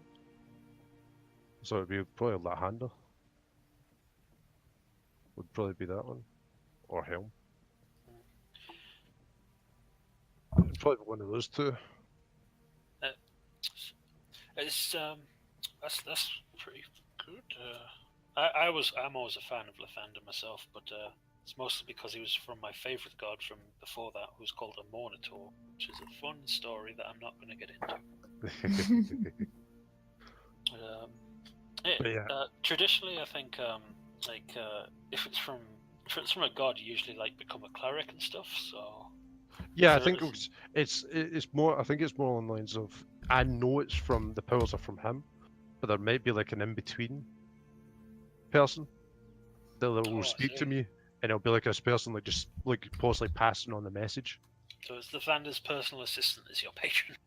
Yeah, it's more. It's like I know the powers coming from Lathander, but I know I'm not gonna get like attention from him until like later on. But the message is just kind of coming through to me like, look out, and just go and meet and do things, and don't confine yourself to a small place. Travel, do things. So and that's how you ended up in Neverwinter then. Yeah, that's how I was like, right, I've got to go, and I told this to my parents, and they were like, I'm not going to stop you. So what did you do before you left, before you became an adventurer? What is your background? Background it'd probably be like something. I was trying to find the background, and there's not really many that are kind of fitting. Okay. So it might be like folk hero. because obviously people would know that you're a healer. You'd help them. You'd help out in the village, and people would know to if they saw you, you'd be able to help them, or whatever the scenario would be. But that's the only one I can really think of that would fit. Other than maybe like cloistered scholar. I'm sorry, I'm just trying to scroll through for the bloody backgrounds chapter. Okay, so in the player's handbook, at least, we've got like acolyte, so that's like religious upbringing. Charlatan, where you were a con artist, criminal, fairly obvious. Got entertainer, folk hero, artisan, hermit, noble, outlander. Outlander, I suppose, is That's a another little one. bit possible. Living in a small village, but Yeah. folk hero. Let's have a look at folk Well, hero. I only thought about it just because obviously the background with the family and everything doing all that stuff. That was the other one. So with the folk hero, you get this like defining event thing where we did something cool that got you like this reputation. Oh yeah, and the Destiny clause. So Yeah. one of them, defining event number 9, is a celestial fae or similar creature gave you a blessing and revealed your secret origin. Haha! There you go. Ooh. So that does fit in quite nicely there.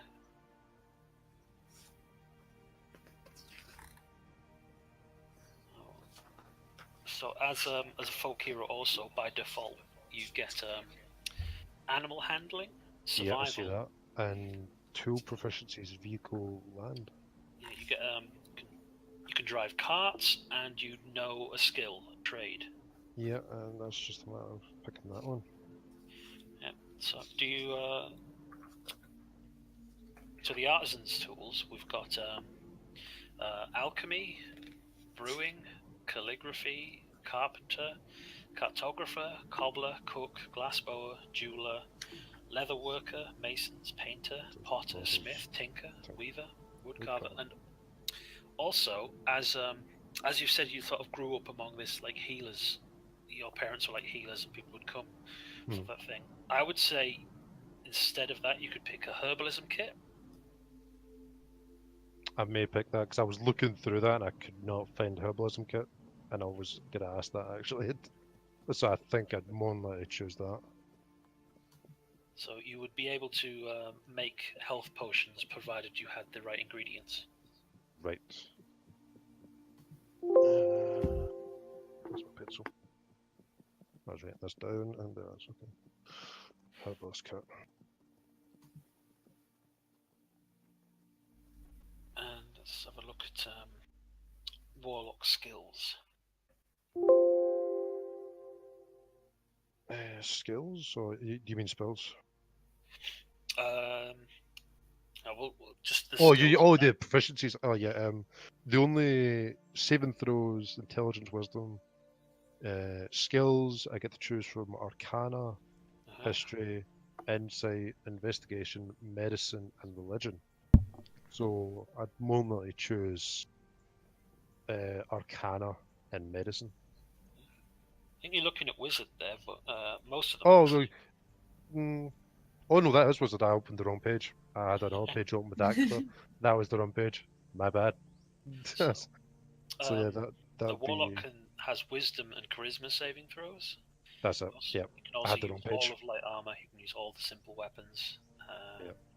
Wisdom and charisma, Arcana, deception, history, intimidation, investigation, nature, and religion. So I think probably I'd just pick.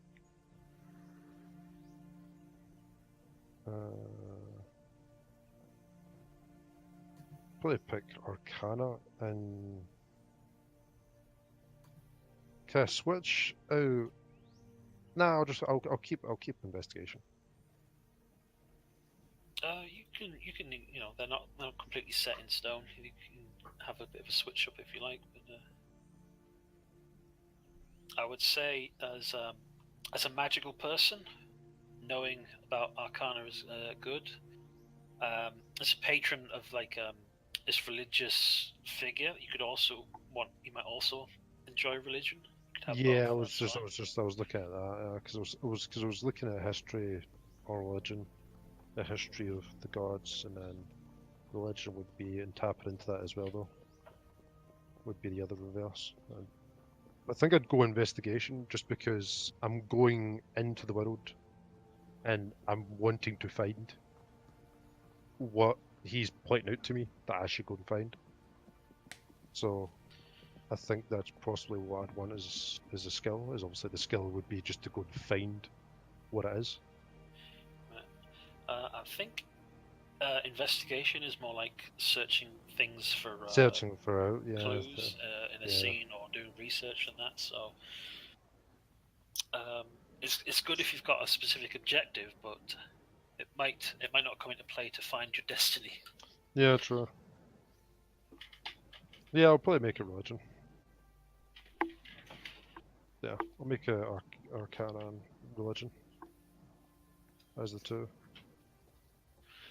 Okay. So you had animal handling and survival from the background, unless you want to change any of them about. Oh, can I actually change them? Yeah, as long as they still make sense for. Oh, well, I'd probably change the animal handling to medicine. That definitely makes sense for how you've described your background. And survival.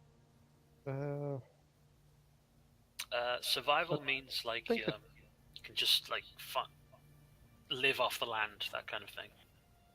Tracking, I think, also comes under survival. Yeah, so I think as in your small village, you might have gone hunting. Yeah, I was about to say. Yeah, I think as a background, survival would fit mostly into that. A possible alternative might be nature, is like knowing about plant lore, geography, weather, that kind of stuff. That might also be one. But survival works fine. Yeah, I think what I'll do is I'll change animal handling to medicine, and just keep survival. You can tick them in the character sheet thing as well. I'll do it. And I see you've got you've put some stats in. Yeah, I did the numbers. Although that's before I chose the race. That was just the initial numbers. So I'll be choosing them now. So, right. I just imagine as a warlock, it's charisma is quite important. Yep. So. And either like constitution or dexterity. That's that one. That one's right. That one. So, what is it that Aasimars get? They get +2 charisma, so that's going to be helpful. And +1 to wisdom. +1 wisdom from your protector. Yep. You also have dark vision, so you can see the same as the dwarf, up to 60 feet in darkness. That's handy. At the same time, you get the light cantrip, which is not that useful for you. Yeah, but well, it's useful for the group. It's more of a just it's there so I could use it. You would probably be a little surprised then to learn that it's very often that all members of the group end up with dark vision. One thing to keep in mind too is even if you have dark vision, if you're in darkness, the low light still you're considered to be in like low light, which gives you disadvantage on perception checks. So there still is a use to having light, even if you have dark vision. Also, it lets the enemies see you, which I like. The thing is, for that, that's not really a choice in my matter though. As that'll just be something at the end I'd end up getting. You have resistance to necrotic and radiant damage, which is nice in certain situations. Of course. And you walk at 30 feet, which I think is the standard, except for dwarves and the small races. Oh, we didn't go over languages and stuff, did we? I don't. We'll come back to them when we're doing doing the rest of the bits. So Yeah, the only languages that Asmol would speak would be Common and Celestial, even with the background. The background doesn't help with the languages. so You could speak, read, and write Common and Celestial. I think that's most of it down, except for your traits RP stuff, which we'll come back to soon. So who wants to go next? We've got Ellie or Robin. I would continue because I have a somewhat fleshed out character. Okay. I am a barbarian from the far north. A barbarian from the far north. Yeah. Well, my story is Got a picture Grim- already. Yeah. Okay. My story is a grim one.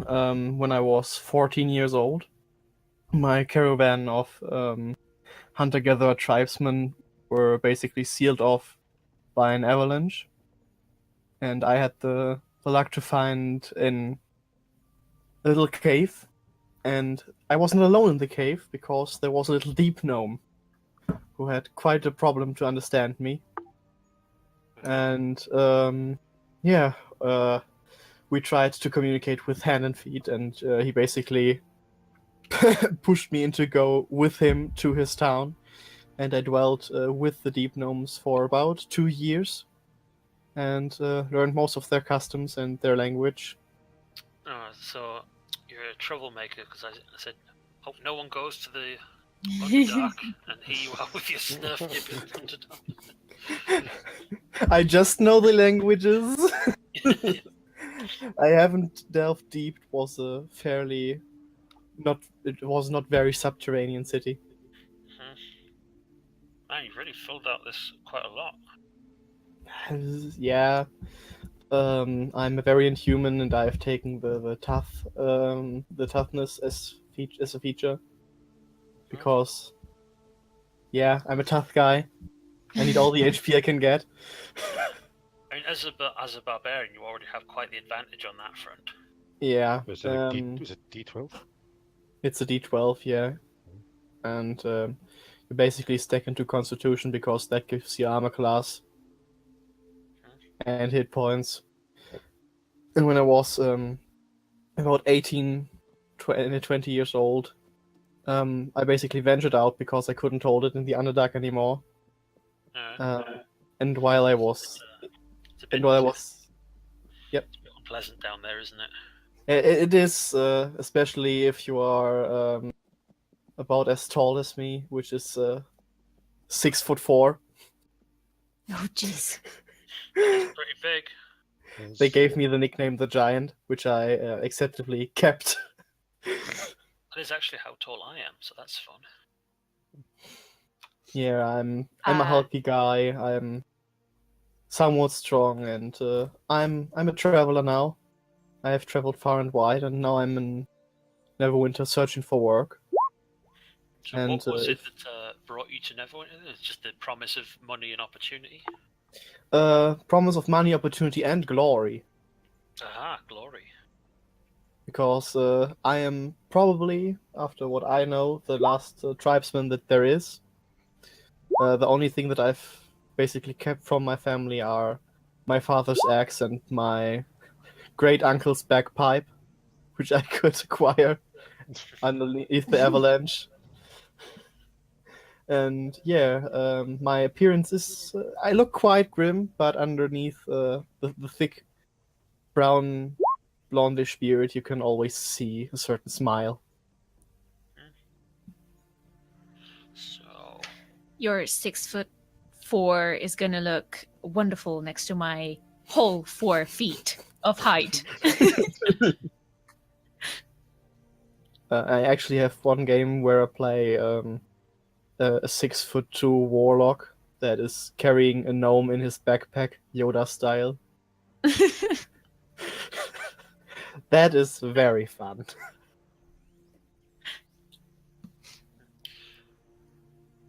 I see you've wrote your speed as 17. What's going on? What? My speed is 17? No. My speed is not 17. I must have confused that with hit point maximum. Yeah, they are quite close to each other. Oh. I'll give you a pass for that. We won't say speed is 17 for the rest of the game. Wait, I'm a little bit limp, you know. Did not really get good out of bad. Peg leg? Is it a peg leg situation? So this place in the far north you come from with your other hunter-gatherer tribe. Yeah. So, do you then have any knowledge of Luskan and the Icewind Dales, perhaps? I might have traveled through there on my way to the south. Might have made a beeline to 10 towns and beat up some people for money. Maybe. But only bad guys. Or at least bad guys that I was told were bad guys. Did your tribe have a relationship with Luskan, perhaps? Not really. We were more in the direction of the spine of the world, hunting large animals, being barbaric, enjoying everyday barbecues. So, I think there's a specific sort of what is it? This Uthgard, I think, is the one they use in the. Are they one of those peoples or are they separate peoples? We were quite the hermits, Okay, so you're secluded from the world. outside of the existing structures of the area. Yeah. Okay. Like big towns, I have respect from them, but I'm not very scared of them. But it is very impressive to come from an area with little to no civilization or some little towns, and then to come to Neverwinter, which is this giant city. Yeah, it's not even the biggest one as well, is it? Yeah, it's the biggest that I've seen. Yeah, I'm just thinking that you'll probably have heard a lot of people telling you about Waterdeep, which is 3 times the size of Neverwinter. And you maybe do you believe that such a place can exist? Not really. I think Neverwinter is the biggest city there is, period. No. Do you like this? Must be like an even huger change to what the other two have been used to so far. I had time to get to know how big gatherings of people work while I was traveling from the spine of the world to 10 towns across the fishing villages on the coast. I made a beeline around Luskan so that I wouldn't interfere with any people because I had heard bad stories about them from the fishermen. Yeah, so I know that big towns bear a certain danger. I think Luskan is also, I think, the only place that openly practices slavery in the north on the Sword Coast. I oppose slavery wholeheartedly. As would I think many in the spine of the world and that sort of area, because that's where a lot of them come from. Yep. Every man has to be free and live their own life.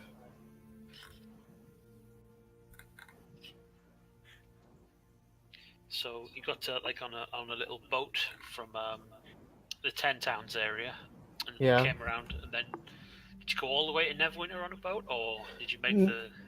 I made stops in the towns. Basically, an exterminator for larger things like giant raccoons, giant rats, some sorts, just to earn my money. As a first level character, we have to remember that we're a lot.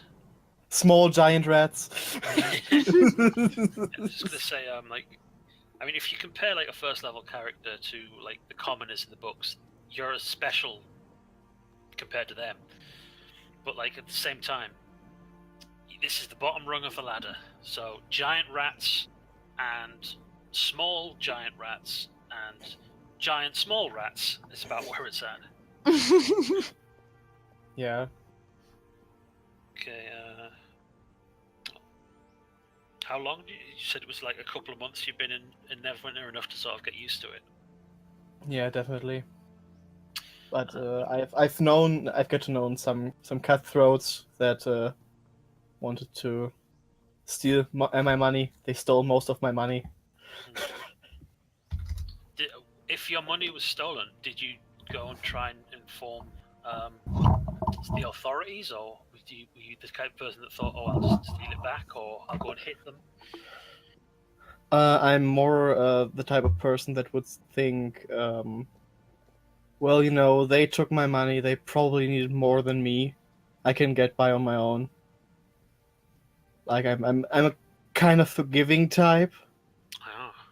and I'm very existentialist in the way that I think I don't need very much to live, but it is nice to have things, but I don't need them very much. So, what is it then that is the source of your like rage? The source of my rage is that I'm kind of alone in this world. There are very few people that that share my that share my story. You're angry because you don't have a girlfriend. Okay. That's nice. I'm gonna die soon. Story of everyone's life.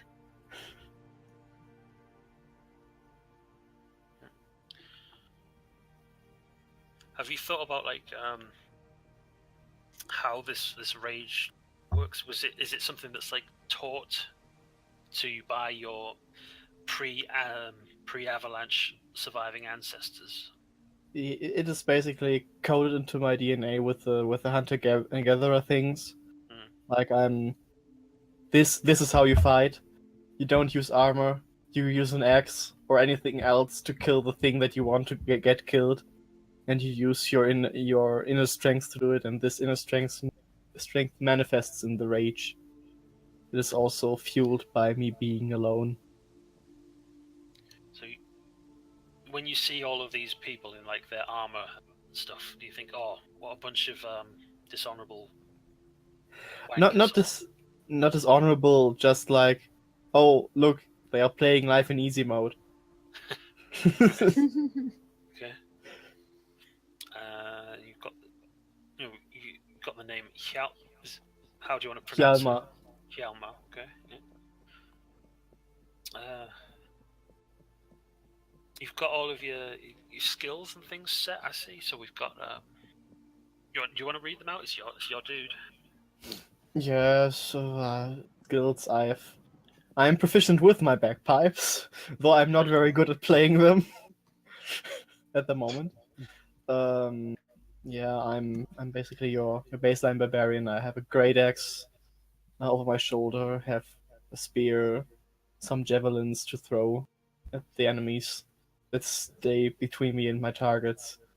I'm a wanderer, so I have an excellent memory of maps, and I can read and write because the gnomes told me to. And I know. Can you only read and write their language, though? I can only read and write Gnomish and Undercommon. I cannot read or write Common.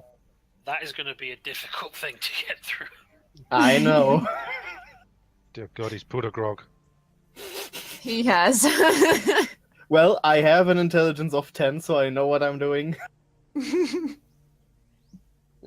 Okay.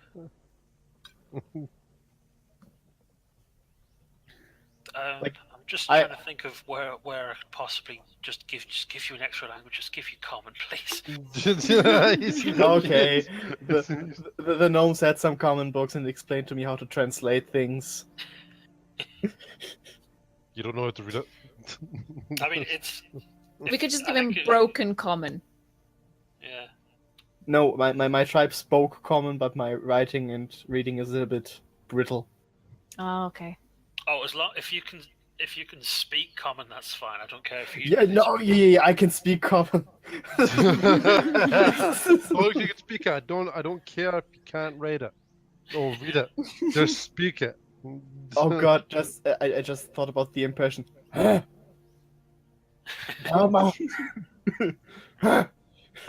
This is just doing those grunting noises to communicate with all the other. No, I have common. I've just forgot to add it to my proficiency.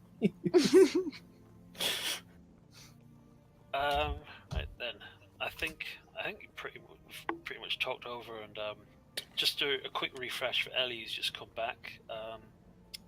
Robin is playing Hjalmar the Giant, who is a very tall, very strong, and very constitutionally wise. He knows how to be president of America.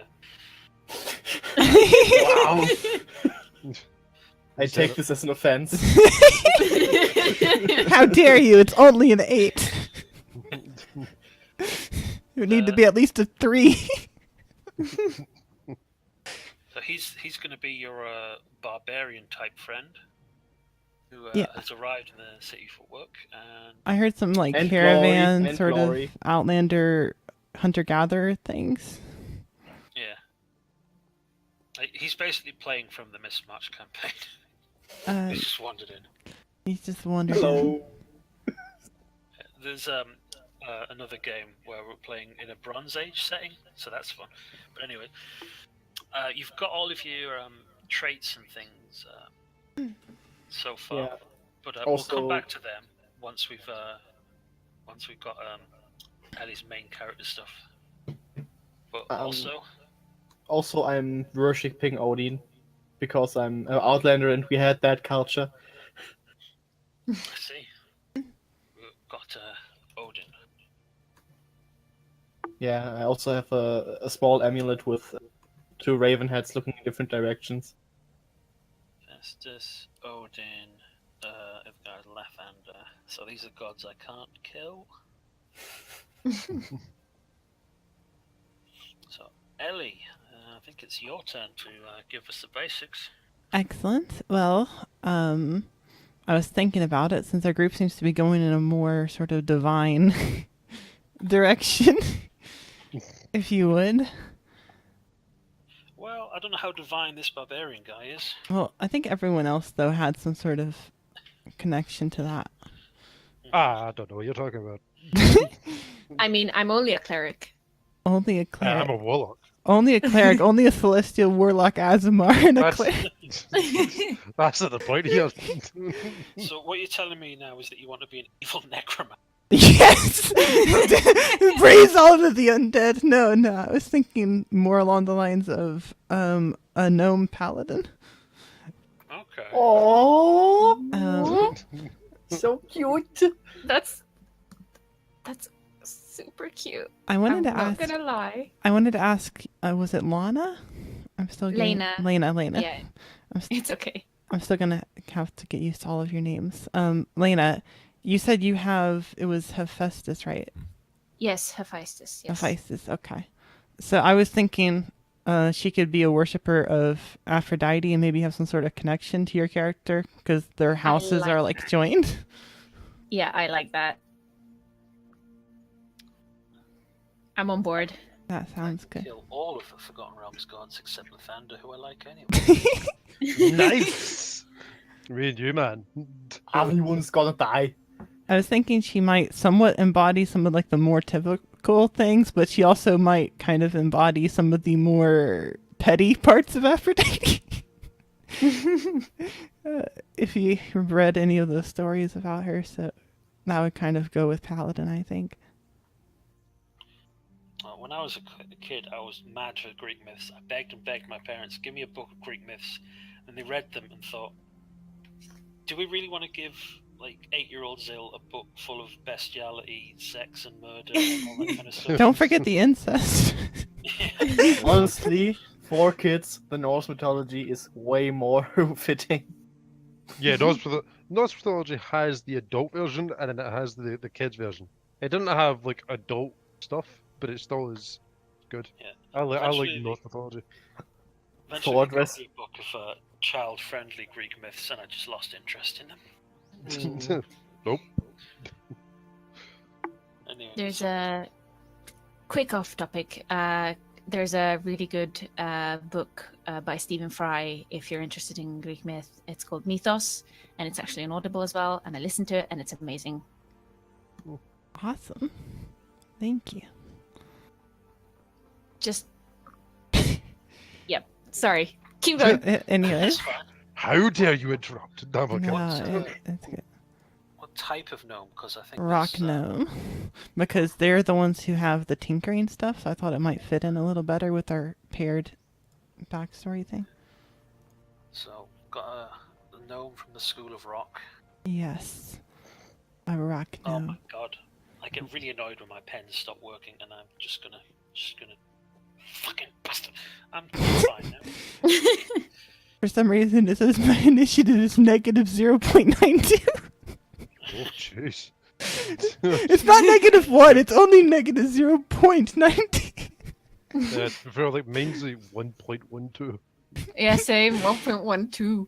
Well, I understand why it puts your your stat there, I think is what it's supposed Yeah. to do. It's Yeah. adding your dexterity as a Well- decimal tiebreaker. So Yeah. Your -1 has been upped to minus 0.9. No, that's less than -1. Yeah, because it's added. Oh, it's added 8 to -1, and now it's it's broken. Um, I have 2.14, Eh. so I'm 1/7 faster than anyone else. That's fine. We'll just use. Just put you on that. It's fine. It's just to break ties, isn't it? So. Wow. Whoa! What is that? What? I- Actually, I need to roll this. I'm gonna have to fix it because it's actually not. It's gonna make me a point higher than I'm supposed to be if I don't fix it. I'll fix it later though. It's not. It's not Wait, pressing. did mine come through? Is it? So I mean, you've rolled a Yeah. 3, and so your thing is 2.08. So if it was -1, wouldn't it? It's fine. Is it working right when you actually rolled it? What did it roll? Uh, It should have been a 15 on the die. Okay, it looks like it Yeah. was a 15. So. Yeah, Yeah, it was. It just isn't displaying right next to it, but it's actually calculating it correctly, so it's whatever. Yeah. Alright, I'm gonna scroll over to Gnome then. So, is there anything special about gnomes that you think you want to add to the Forgotten Realms? Not necessarily.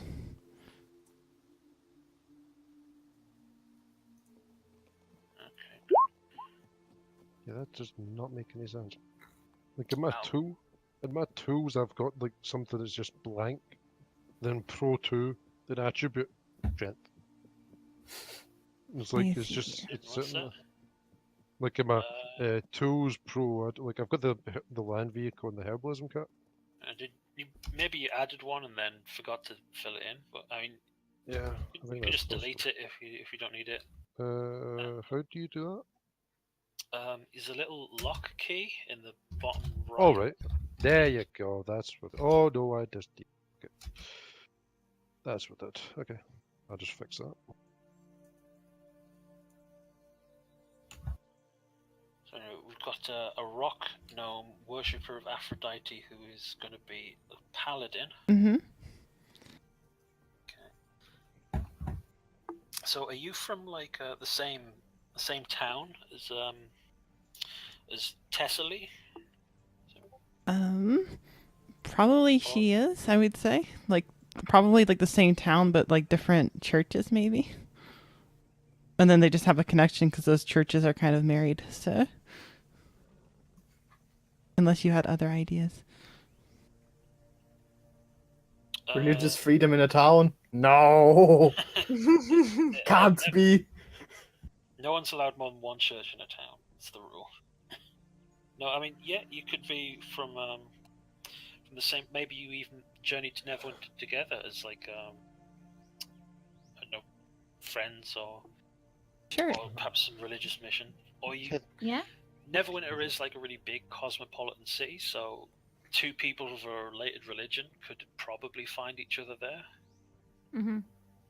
There's probably like a temple to the Hellenic pantheon or something. That you said, oh, you both met each other at a church service. There's lots of different things. So basically up to like you two if you want to be from the same place or not. Palladium. Yep. Well, you run Alright. like you said you make weapons and stuff, right? Yeah.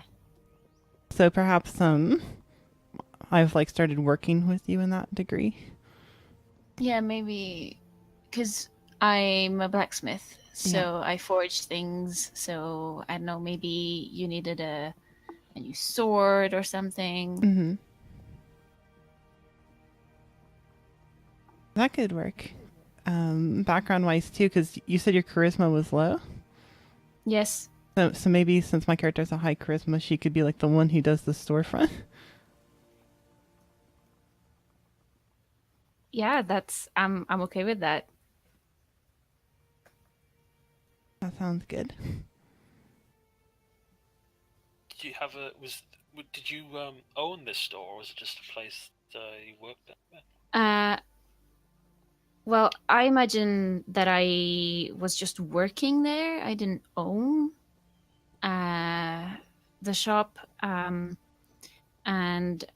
my reason for venturing to Neverwinter is not just the calling of my god, but me wanting to. You want money to set up your own? Yeah, I wanna make my own shop someday, and set it up and make mastercrafted things. So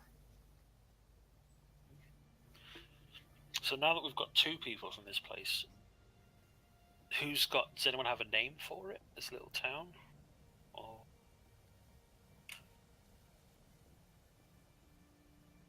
if you want to be from a place that's on the map, Leylon definitely has a smithy because it's a relatively notable town. There's also, not on this map, but between here and Luskan, there's a place called Port Lass. They'd have a smithy. But you can definitely make up a little place and plonk it somewhere on the map. It might even be over here on the other side of the river. I mean, they mine out of the Star Metal Hills. You've got a little town here, or something. Got any ideas on that? Yeah, maybe around on the other side of the river, because like maybe the shop that I used to work for used to get its supply from the mines in those hills.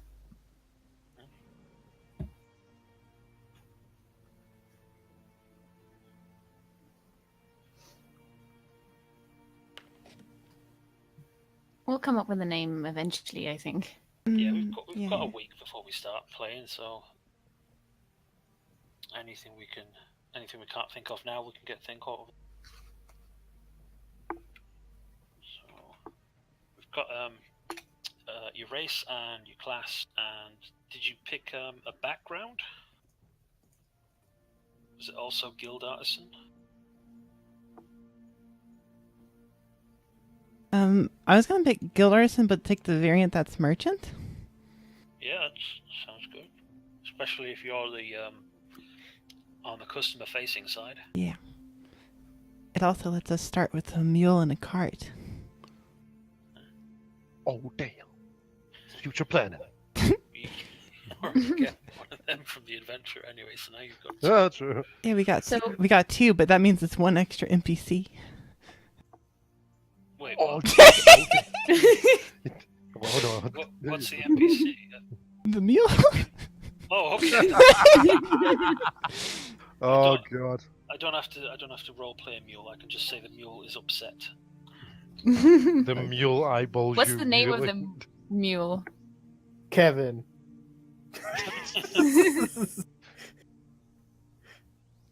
Or Donald. So, My character's name is gonna be Pan, by the way. that's very Pan. good. I like it. I like it. So gnomes have +2 to their intelligence.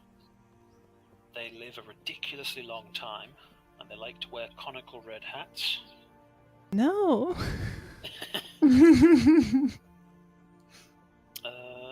Gnomes have a base speed of 25 feet, so you're going to have a good Yay. friend in your dwarf there. Yay! Like everyone else in the world, you have dark vision, so you can see up to 60 feet in darkness. Like everyone in the world except humans. And And Dragonborn, yeah. gnomes are also resistant to magic and have advantage on intelligence, wisdom, and charisma throws versus magical effects.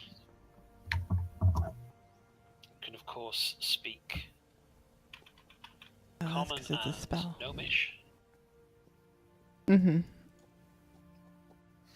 and then you picked. Oh, which one was it? Rock gnome is the sub one, and rock gnomes get +1 Constitution. You get advantage on intelligence and history checks related to magic items and alchemy. I'll get that right one day. And you But also that day will have- not be this day. It's not going to be any day to be. It's just like my thing with maps. I can never remember east and west, so I just use left and right. Alright. So, rock gnomes are also tinkers, so you have proficiency in that, and you get like you can make specific cool things like a tiny clockwork toy or a music box. So Ellie, I'm just dishing out ideas here. I know my character wants to open a shop one day, and I'm guessing we sort of travel to Neverwinter together. Mm-hmm. That sounded like the plan. Cause you're the more merchant and I'm the more crafter. Yeah. What if we were like longtime friends and we want to open a shop together? Yeah, that could work. I think that sounds good. I mean, only if you're up for it. No, that sounds perfectly good with me. Okay. Yeah, Let's just flush you into it. only if you're up to being my friend. Be my friend, please. No, I don't want to force her into doing something or having a character motivation that she doesn't want to do, so that's why I'm asking. No, that works for me. What was your character's name again, by the way? Tessely. Oh, you Tessely. Mm. I might help you in the forge, I just don't know how to now. I'll be there just to be healing the big giant every time he makes a mistake. Ow! So hot. Basically, my hand's going to be permanently on your shoulder. Just standing there, just continuously, just the heal power, just going through it. We aren't murder hobos, we are a murder blacksmith shop. Oh, I see on the Discord you've picked a name for your hometown there. Yes. Mm-hmm. So, did you have a preference for whereabouts it went? You happy with over here or somewhere along the road? Or come back to it if you have no strong idea. I'm kind of happy with around or near the Star Meadow Hills. Like maybe on the border of the hills in the forest. Okay, I'm just gonna draw a X there then. Like that. Perfect. Okay. Ah, there.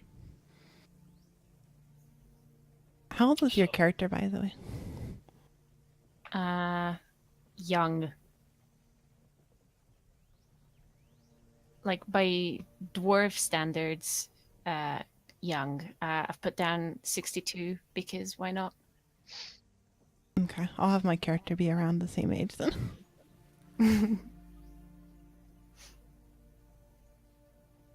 Oh, that's fine. Thrice as much experience in life than me. I mean, if we look at dwarves, they're considered young until the age of 50. So, you know. The other thing I would say about that is that's a sort of cultural rather than a biological thing. So if you want Yeah. a dwarf that's like say they're 25, they're not going to be like a baby. No, I know. that would have been awkward. Yeah. Yeah, I'm playing an infant. I like the dynamic that there's always one group where the human thinks that he's old and wise, and everybody says, "Oh, I'm 120 years old, by the way." Oh. Yeah. The elderly human is like 75, and there's elves running around who are in their hundreds, and they're not even elderly. Yeah, they're just looking at him going, I'm the child, but I've been around a lot longer than you. Yeah, that's also one of the reasons I want to know if everyone's going to play an elf, because I am going to mess them up. You're gonna win. What you gonna do with those poor elves? Well, I don't know yet, because I don't know if Bandora will want to pick one, and I think Oh, Stephen Bandora. does. Yeah, But Stephen. I mean, Stephen likes it when I mess things up, so he'll play into that. But I'll see what goes on. Yeah, he's a sadist. Anyway, so I think gnomes are supposed to, by the book, live a bit longer than dwarfs, but I can't be asked to look it up. So, what kind of skills and stuff did Pan pick up? I haven't picked yet. Okay.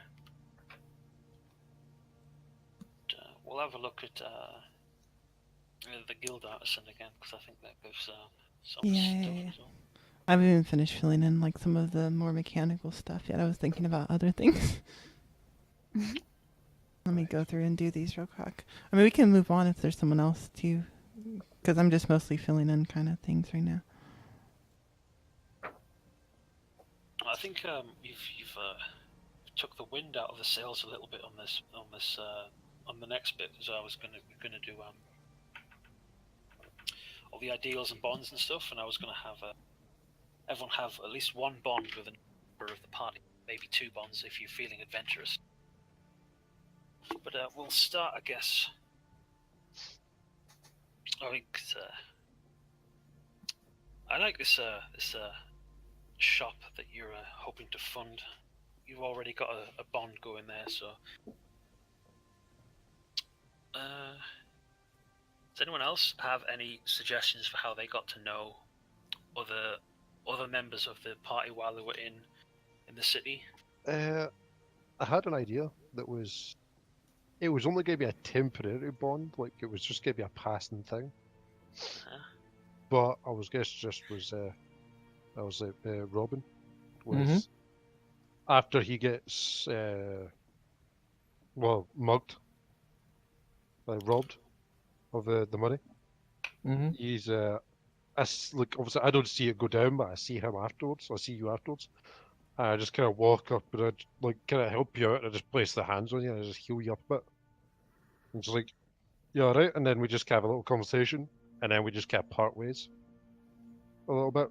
But we have that kind of thing of, oh, I know you. Like once we come to the caravan, and then once we come together for the caravan, it's like, oh, I know you. Are you here? Oh, yeah. You know what I'm saying? Yeah, that would be interesting. Also, playing bagpipes in the back alleys to to stir up some neighbors. When a terrible noise comes from the back alleys, bagpipes is not the first thing people tend to think.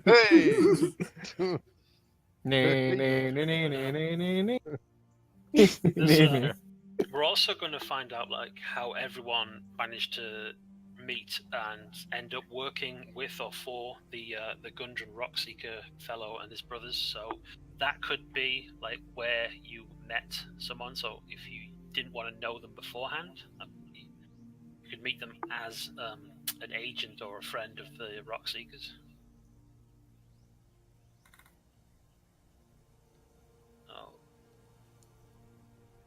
Yeah, I think one like that just be me, because I think once I'd get to the city, I think I'd just be kind of walking around for a while, and then just trying to like have a look around just to see if I saw something that was like kind of drawing me, and like just speak to some people and just kind of get get to know the town kind of thing, and just help the odd person out.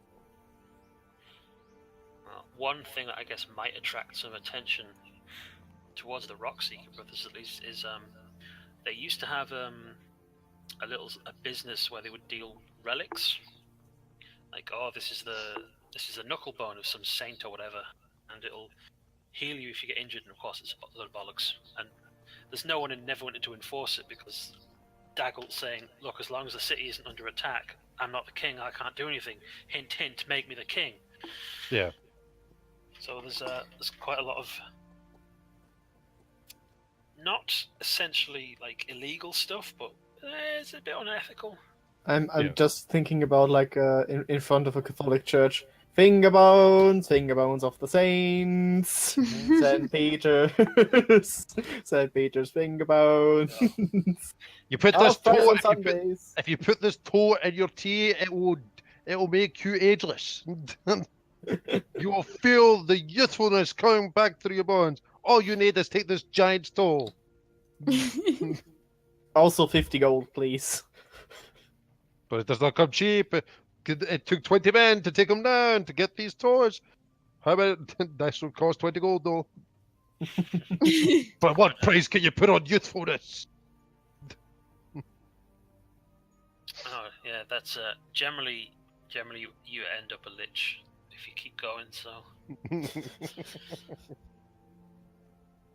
the other thing I think is we skipped over doing like personality traits and that malarkey. So Oh yeah. I know a couple of you already have picked them, but by the book you're supposed to pick 2 personality traits, a bond, a flaw, and an ideal. They give you some examples. You can roll on those tables if you want. I'm not going to require you to roll on the tables. You can pick them, or you can just make them up. Make whatever ones you like up. So, does anyone? Hjalmar? Yep. Do you want to go over the ones that you've picked? For now, I'm not finished. I need one more thing. And my connection has been interrupted. No, it's back. Yeah, I'm driven by wanderlust that led me away from home, which was for the time the deep gnome village. That is one of my personality traits. My ideal is glory. I must earn glory in battle for myself and my clan. That ties into my bonds because I'm probably the last member of my tribe. And so I need to ensure that the name of my clan will live on past me. And my flaw is that I'm slow to trust members of the other societies that are not like hunter-gatherers or gnomes. Oh, I wonder how you're going to get on with the other type of gnome that Pan, I think, is. Small, speak gnomish. I can speak gnomish with them. Conversation is guaranteed. You speak common, you can still have that conversation. I just realized that I was doing my languages, and the Guild Artisan lets you learn the language of your choice, and I just put down Gnomish before Ellie's character idea ever came up. You were thinking alike anyway. That's what's happening. So everybody speaks must be gnomish fate. except our Celestial. Yes. Pretty much. Oh. Aww. We can mock you behind your back. No. Don't worry, I'm picking Celestial for my second bonus language. Nice. I'm really glad this has happened because usually people say, "Oh, can't have gnomes. We've already got halflings," and I always say, "Why bother with halflings when you've got gnomes?" I love Gnomes. gnomes. The best. Gnomes are the best tiny race, whatever. I don't know, that sounds wrong. Have you ever heard about Hupperduke, man? Hupperduke, best town ever. Upper Duke. Oh my god. Oh, crit roll. Oh, crit. I'm 10 episodes behind. You are? Wow. You need to catch up. Yeah, you Yeah. do. Yeah, You're gonna make so many references that are just gonna go right over my head. Yeah, we are. Yeah. Also, I wanted to ask before caught up on for the jumper cables. What about the metagaming pigeon? Cool, cool. Yeah, ask her the question. Where is it? Where? Cool, I'm not there. Like out of character whispering PC's advice. How hard will you go on that? What do you mean? I just don't get that. Like, Oh, like, in a it's- conversation when I'm like hung up and I'm clearly not able to get out of the conversation, someone else throws me a bone out of character.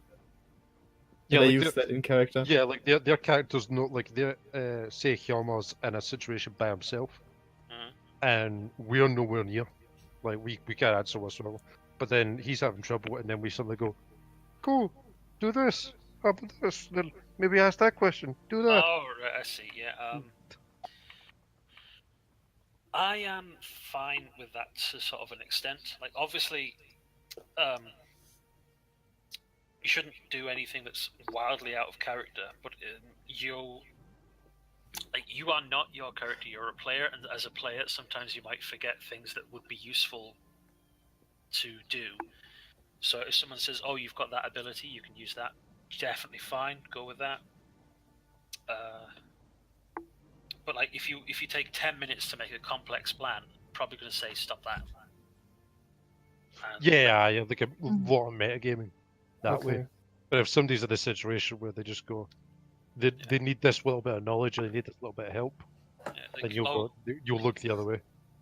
yeah, like say there was some important bit of information that you all learned in character, and he's on it. Just say, "Oh, you were there when we did this, so you would know X or something." That's fine. Like, Right. the goal is not to catch you out; it's to have a fun game and all that kind of stuff. But I just but just as long as you don't go overboard with it, I guess it's just it's fine. I just noticed something. I'm probably guilty enough of doing it myself when I'm a player. So. I just realized, like, see on the right side, obviously, people have started to put their name in, and then the username and the brackets. I like the fact we started doing it that way, even though you did it first with your username and then GM in the bracket. We've just reversed it.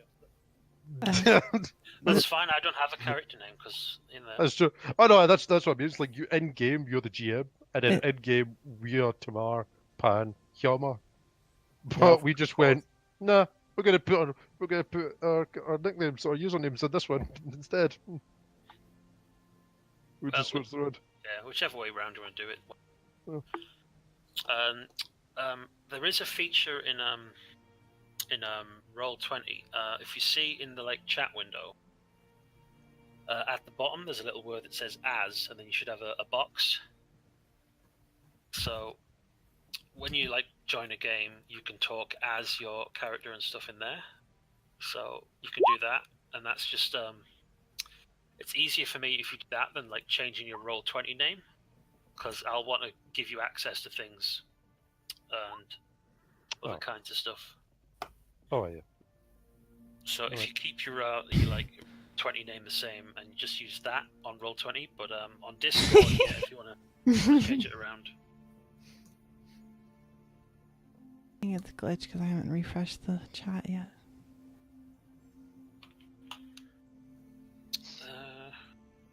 So we've done some personality traits ideals and stuff for Hjalmar. Does anyone else want to go next? I got a couple of personality traits and ideals. Okay, let's I hear think that. bonds, kind of, yeah.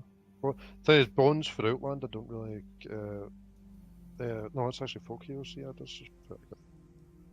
But yeah, for personality traits, it'd just be if someone is in trouble. I'm always ready to lend help, because obviously that's what we did back in the village. That's what we did with fun. That's what we did. And I'm confident in my own abilities and do what I can to. Well, that one. What was the other one? I was gonna pick.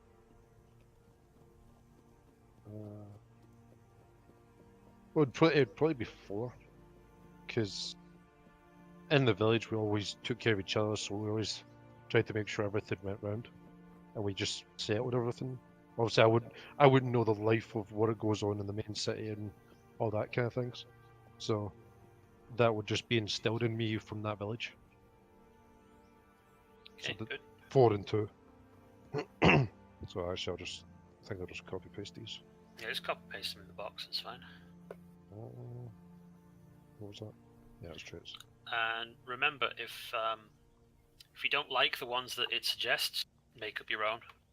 Yeah. You don't need to go with what it gives you. So I think you also said you had an ideal that you were picking. Yeah, ideal would just be 2.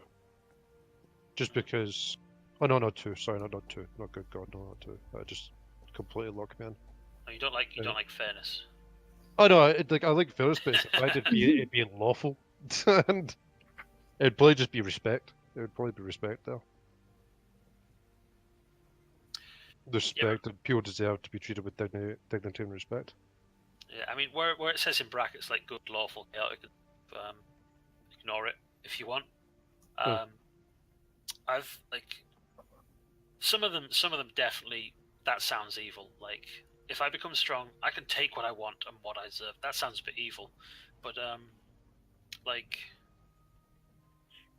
you know, no one should get preferential treatment. Yeah, I was thinking that because that would just be the exact same going the way I'd play act and be in the village. But Everyone got treated the same. There was nobody. They treated us the way they treated me and the family differently, but they just knew we'd treat them everybody the same anyway. I mean, you could have fairness, and just because I mean, in the book it says no one should get preferential treatment before the law. No one is above the law. You can still have fairness and be invested in fairness without being particularly lawful. Yeah. Yeah, I'd probably go for that one actually, for just the way I grew up and all that. Bonds. Well.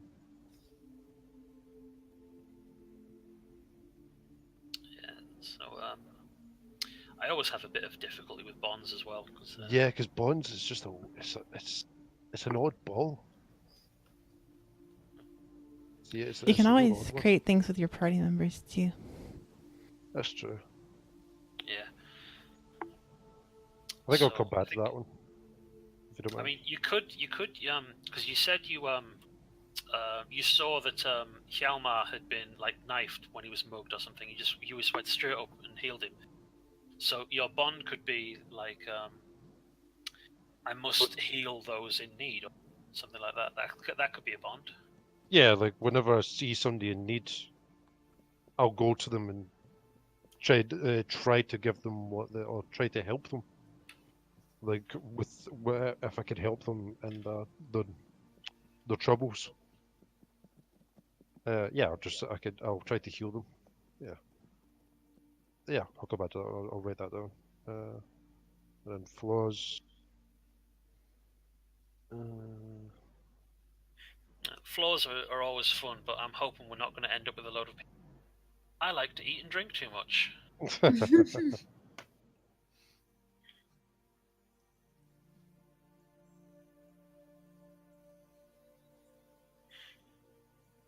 So, what would be like a flaw? Is it like you've said in your and one of your traits is that you're really confident in your abilities. Is a flaw maybe that you get a bit overconfident? Yeah, it could be that. It's just I'm confident enough to, because of where I was, maybe, that because of how successful I was in the village, it's possibly blinded me to what's actually in the world, and it's gonna possibly slow me, like not get in the way, but it'll blind the outside world and the way the world will blindside me. So we'll just it'll completely take the wind out of me once I get actually into it. So yeah. I think it's not often said, but these things can change as the game goes on. Yeah. So okay. I mean, so like at the end of this adventure, we'll say like, have any of you changed and that kind of thing. Oh, that reminds me. we'll get back to that at the end. But you asked like what we would do after the end of the adventure. I'll get back onto that later on. So, Pan or Tessely, how are you doing with your personality side? I think I have mine mostly done. I might revise it some as I get ideas. Yeah. If you wanna give Tessely a little bit more time, we'll hear what Pan's like. She's like an easygoing person, I think. Yeah.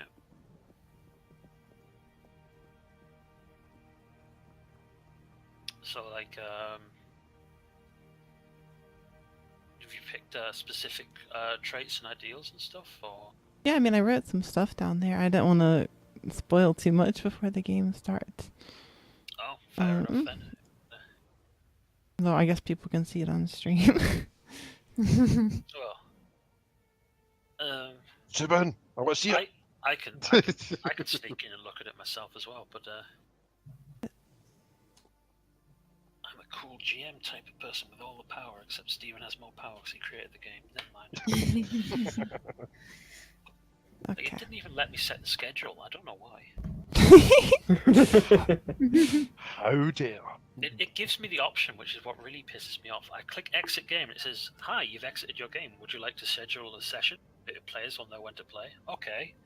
November 6th, 6 p.m. Save. And it just ignored me. Let me see here. I mean, I guess you would probably know that, like, just from knowing her before, she's kind of like an easygoing person most of the time. She's like kind of like friendly and happy person. She also tends to give people a chance, but you know, if they kind of tread on that, she doesn't really show like any mercy to them afterwards. It's a pretty paladin way to go about things. Obviously her bond is that she's friends with Tessely.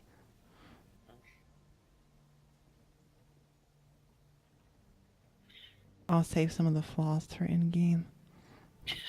Oh, damn, mysteries come out. Usually people pick one flaw. Todd! It says flaws, not flaws. Someone took the word a little bit too literally. Also, I have a heavy drinking habits. I have daddy issues, and I sometimes cry at night when I can't hug my ex. I guess Tessely, you would know she can be like a bit like she's easygoing to the point where she can be a bit lazy sometimes. Yeah. To like wake her up in the morning, sort of thing. I'll just say for like anything that you would like notice about someone after a little, because the way we're going to start is obviously there's this adventure hook where it wants you to take these provisions down to Phandalin, and so the game obviously starts like most of the way into that journey. So even if the first time you ever met was when you got together Gundren's agents on this job, you will have spent like 2 or 3 days on the road together. So so you'll all know each other's names and what you all look like and that kind of stuff. But I'm still going to ask you to describe it in the. Yeah, I need to start that actually.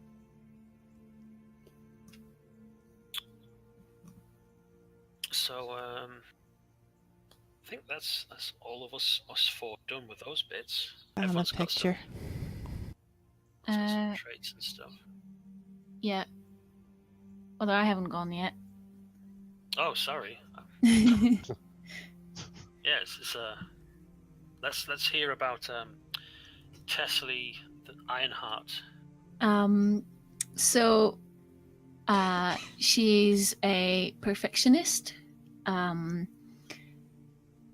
Like everything she makes has to be absolutely perfect. She does not tolerate any sort of mistake in her work, and I guess Here's that the could. question. You can't tolerate a mistake in you.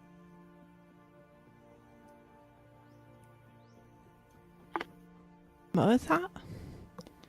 You cut out there for me a Yeah. little bit. You cut off for me too. Is it any better now? You can't accept mistakes. Yeah. Was the last thing you heard? Okay, so if you can't accept mistakes in your work, do you accept mistakes in other people's work?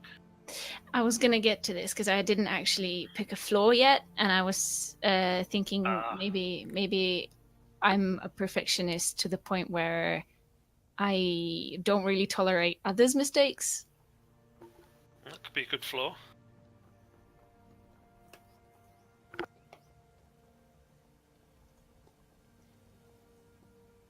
I guess I would go a little softer on Pan since they're my childhood friend. So I think this is. I think this pretty well plays on like the traditional, like view of dwarves and gnomes, as well. Mm. Gnomes are all sort of thought of sometimes like a bit slapdash. Mm-hmm. Like, oh, who cares if it explodes? It works. Yeah. Yeah, so my ideal is I want to be the best there is at my craft. And my bond is the blacksmith shop with Pan. So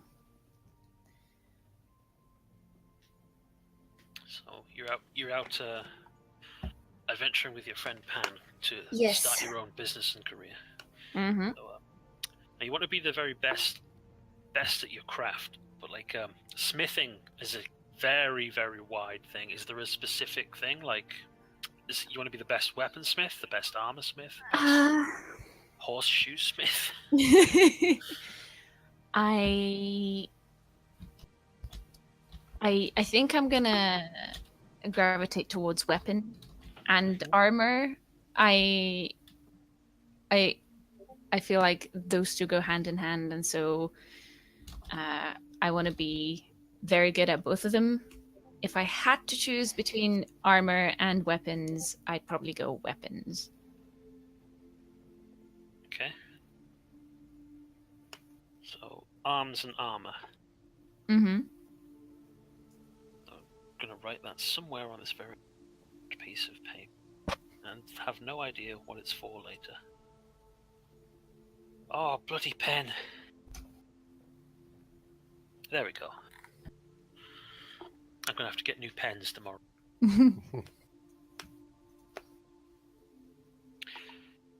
Okay, so I think now I've got everyone, and I haven't forgotten any more.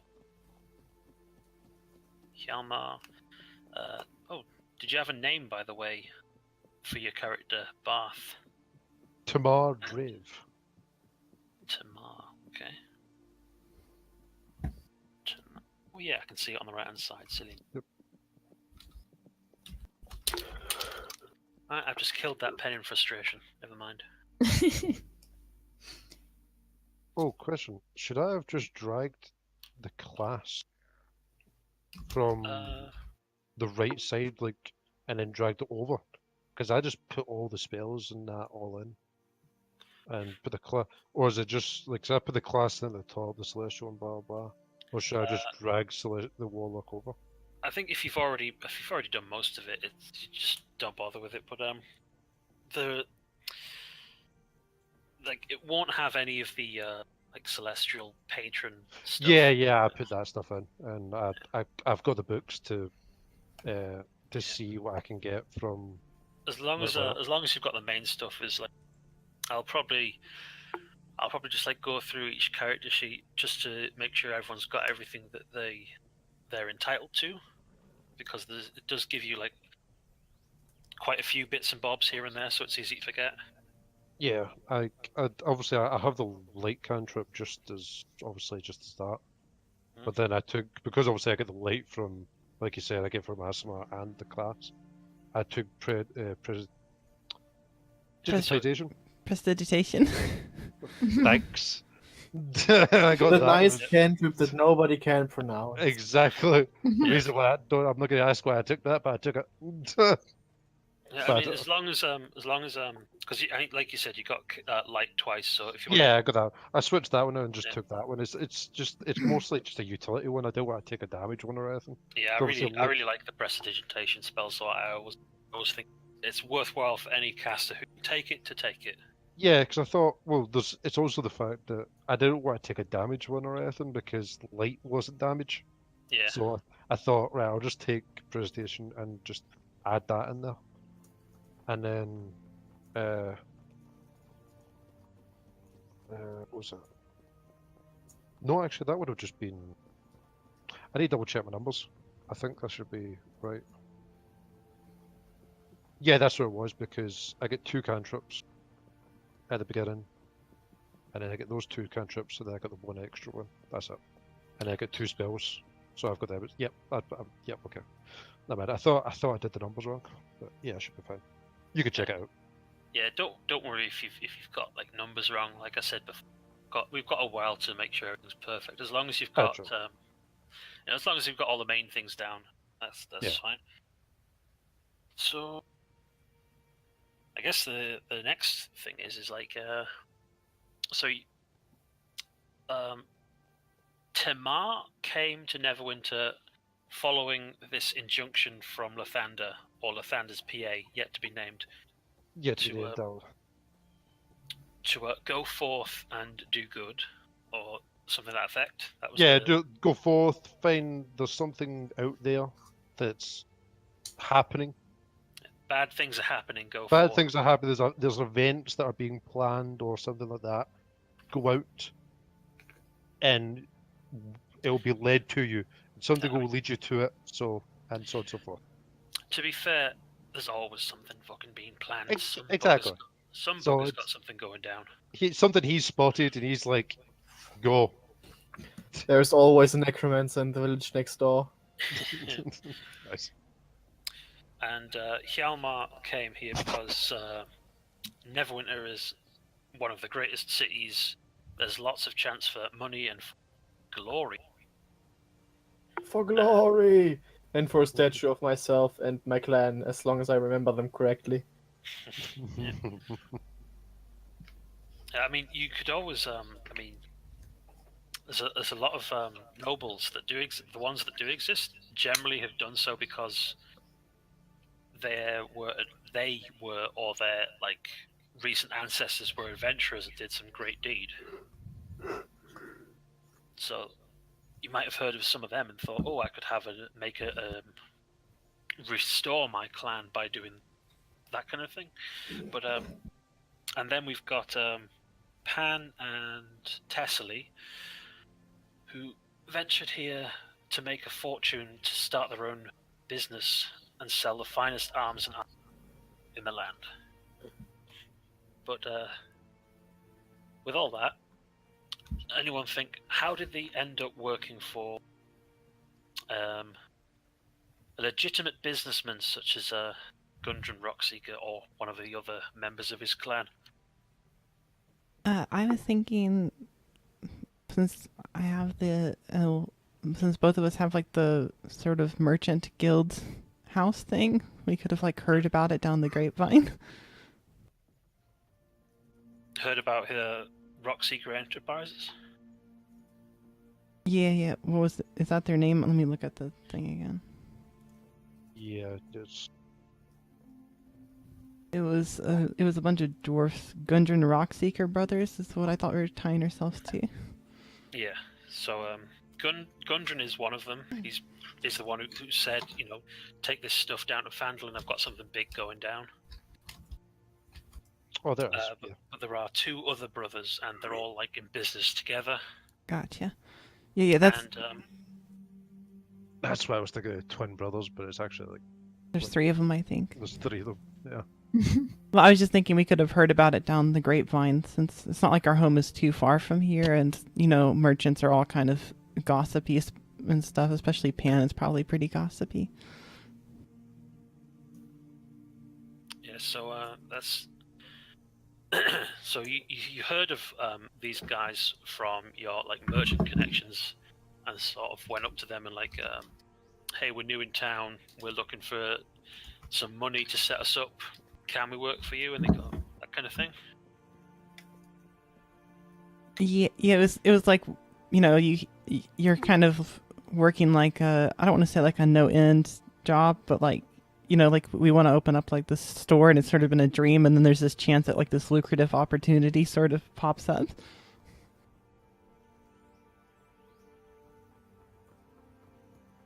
Right. That was my thought about it, unless you had a better idea. No, it's fine. Oh, Yeah, unless you no. meant- No. I like that idea, so I can't think of anything else, really.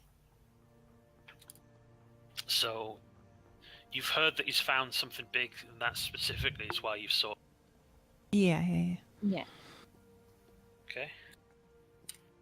But you don't know quite what big it is. Mm-hmm. I'll just reiterate like what it says in the thing. Is that there has been like a gold rush in Fandolin. People going here and looking for valuable lands and stuff to thing. And yeah, people have pulled out bits of valuable stuff here and there, but mostly it's like the real gold rush. Mostly people aren't making out too well, but it's still ongoing. And so Gundren is not the first person to think they're onto something there. So you might be a bit cynical about it, or you might be hopeful about it. So what about the other two? I think this is very honorable work, and it pays, and I'm not obligated to kill someone. I like it. And yeah, work is work. Get my name out there. I would say there's definitely Gundren would definitely have call for like really big, strong, muscly dudes to stand outside of his warehouse. But he's probably not got the greatest reputation for being honorable. Got a reputation for being loyal. So the people who work for him are always very happy about working for him. But people who give him money for goods and investing, not always so happy. Loyal, honorable, those are terms that you might mess up with an intelligence of 10.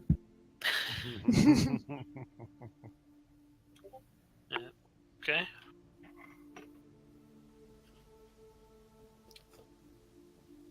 So, do you think that you went up to him, or did he see you and say, I want that massive dude in my company? Maybe the last, the later option. Because I would not have, I think, thought about working with that person. Or ever even known about this person.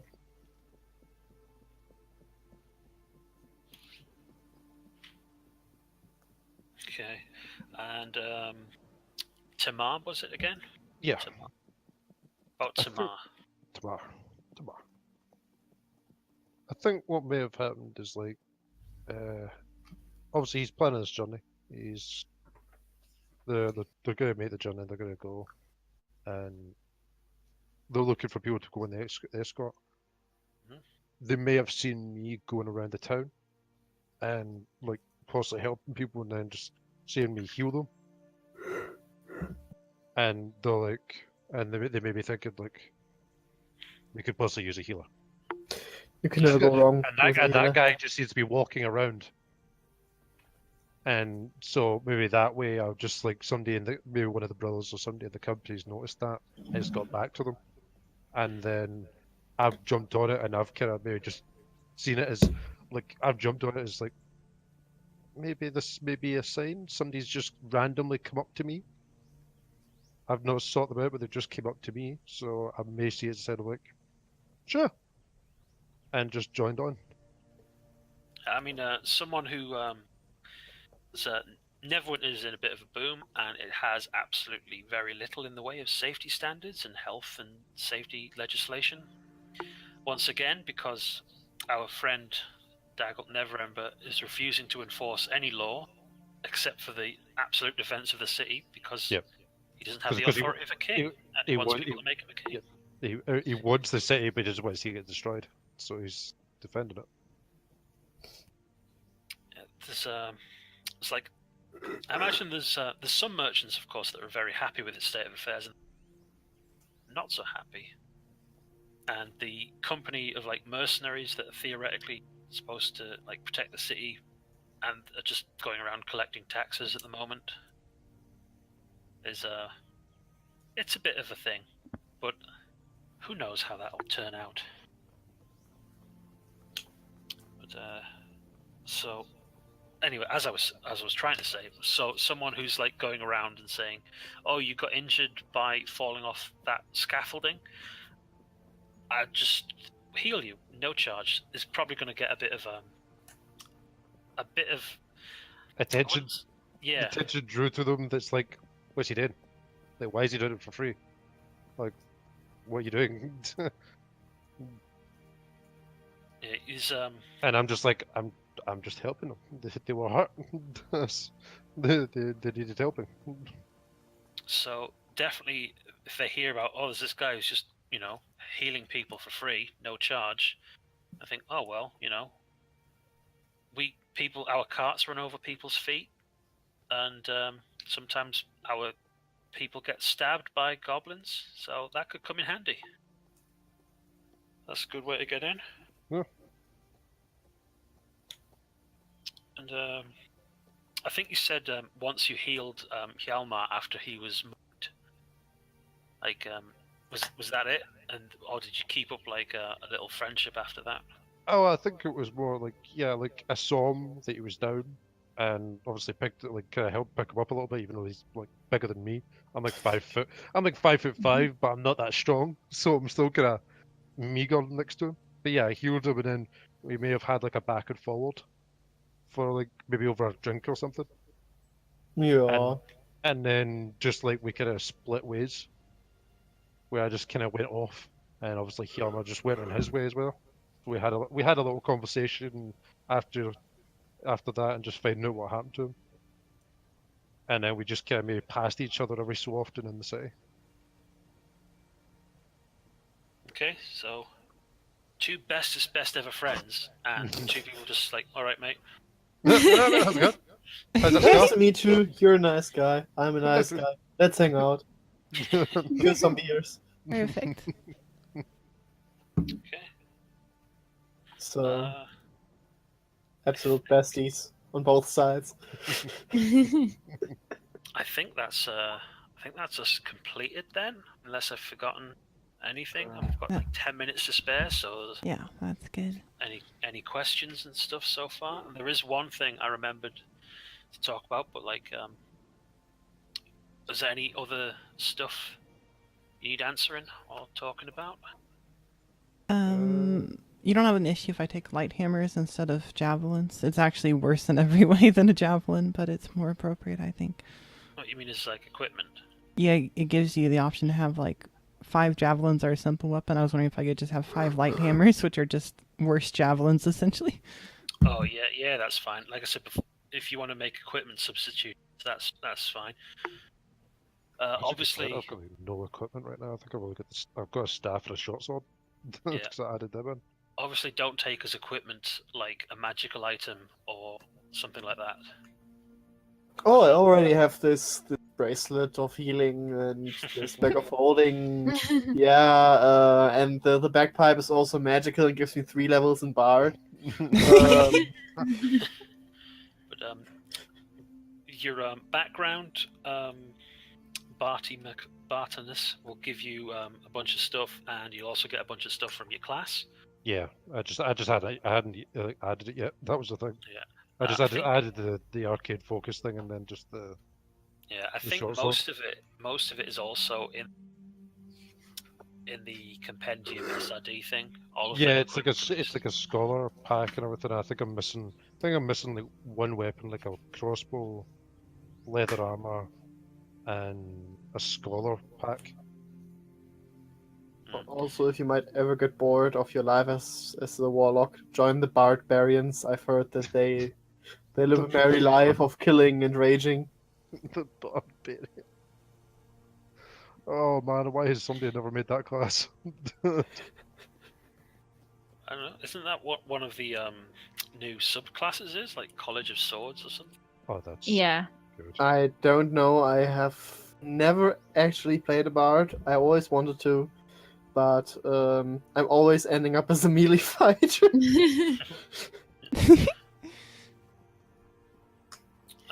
Yeah. Should I we hate- roll starting wealth? Not if you're taking equipment from your background in class. Okay. Yeah, I think Because your background gives you like 10 GP usually, or 5 or 50. we got 15. Yeah. No, I need to fix that. So I think starting wealth is basically, you roll this, you get a put, then you don't get anything from background in class, you just buy it with whatever you've got. Oh, I see. Okay. Yeah. No, that works. I was just curious. But if you want an extra silver piece, go on then, you can have 1 silver. I can have a silver piece. I'll take a silver piece. Perhaps it's the first money you ever got for something you made. Maybe that's why you've kept it. Greedy Scottish dwarfs being greedy. Disclaimer: I'm not doing an accent for my dwarf. I like the fact you're getting that out of the way really early. You might do that, but I'm always from the north. Yeah. That does remind me. It's when we're like playing and stuff, the sort of vague expectation is you play in sort of character to say like, oh, I want to do this stuff, and then if you talk to someone, like actually talk to them most of the time, but like it's not going to be picky about it if you're not sort of feeling the groove and stuff, or especially if it's a bit of an awkward conversation. If you just want to say, oh, I want to ask them about stuff, Mm-hmm. rather than saying, hey, Jemima, my best friend from all of those years ago, have ye heard of this mythical beast out in the woods called the Jabberwocky, and that kind of stuff. If you don't feel like doing that, just say, I want to ask this guy about Jabberwocky stuff. But I think it's just a bit more fun and gets you a bit more into the game if you sort of do it. I agree. I agree. Yeah, do Just- the voice. Normal conversations. Yeah. Good day, sir. I'm not I'm the new barbarian. Where is killing going? Thank you for the directions. I'm not going to judge you for the accent. For myself, I'm probably very bad at many accents. I'm gonna give some a go, and if you laugh at me too much, I'll cry and stop the game, and we won't play. But you don't have to put on a funny voice or an exotic accent if you don't want to. Makes sense. Exotic accent, you I said. can't for the life of me do Scottish. I just no. You don't want to do it because you just want to insult me, don't you? Isn't that just Just that's the way of doing the it? easiest way to do a Scottish accent is just put an I at the start of the sentence, and then a few ox in the middle or at the end. And really pronounce the R. I would like a beer, please, ock. Och. R. No, And it's what's the because German if I accent? did attempt it, I would be disappointed in myself that I cannot do it.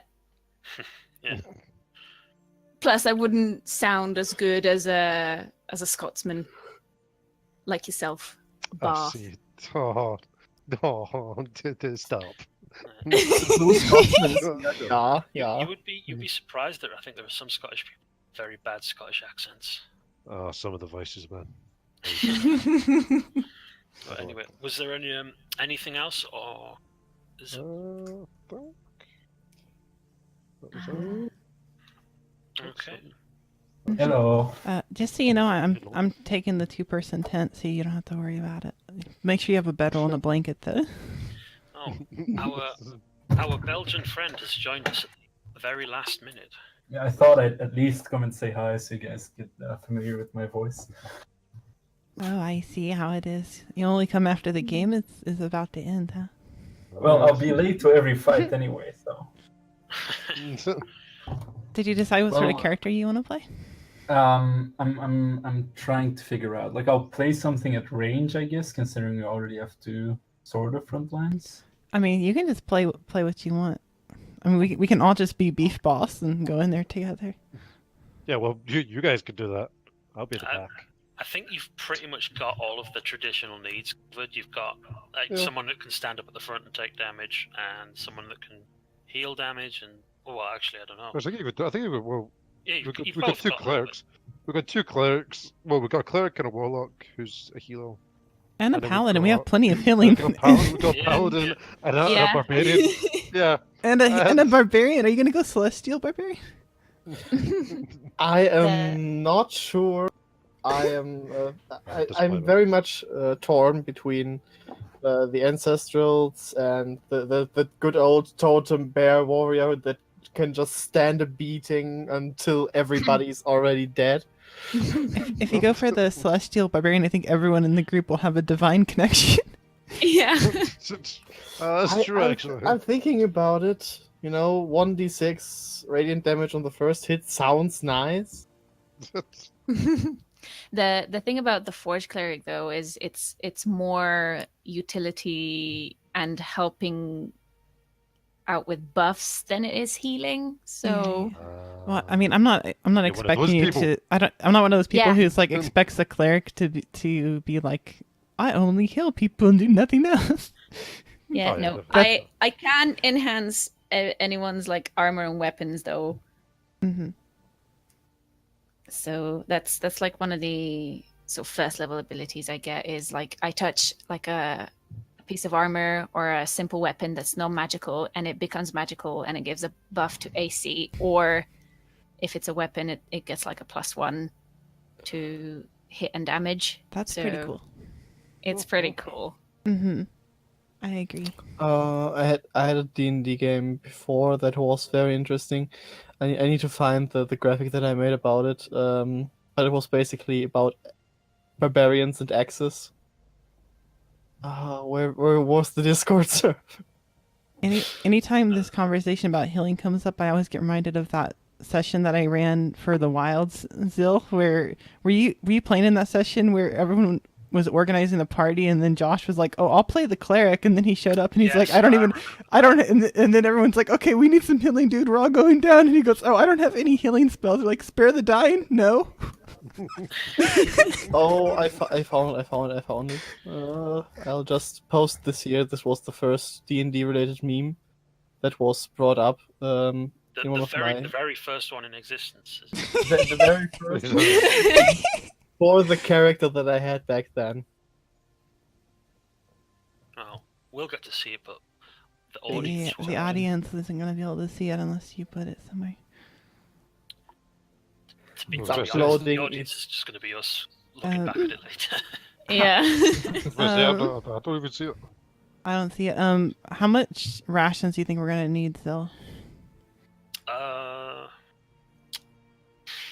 I mean, one of you's an outlander, so technically none. But like, Huh? you don't think you'll need Actually, no, I'm not. 10. Well, my priest pack comes okay. with 2. I picked the priest pack, so I wasn't sure if I need to add some extra onto that or if it's okay. I went with the explorers. The explorers is better from like a adventurer's perspective, I think. But I wanted like the vestments and the censers and the block of incense and all that cool I stuff. think basically this journey is take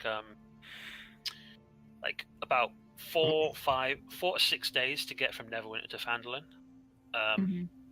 And as you can see, like, you know, it's this bit is Yeah, a sure. lot quick. This bit is a lot quicker, and you don't need rations for this bit because there's like, it's a very civilized road. So there's inns and mile castles, and there's like an order of Warkeen that patrols it and stuff like that. I'll keep mine 2.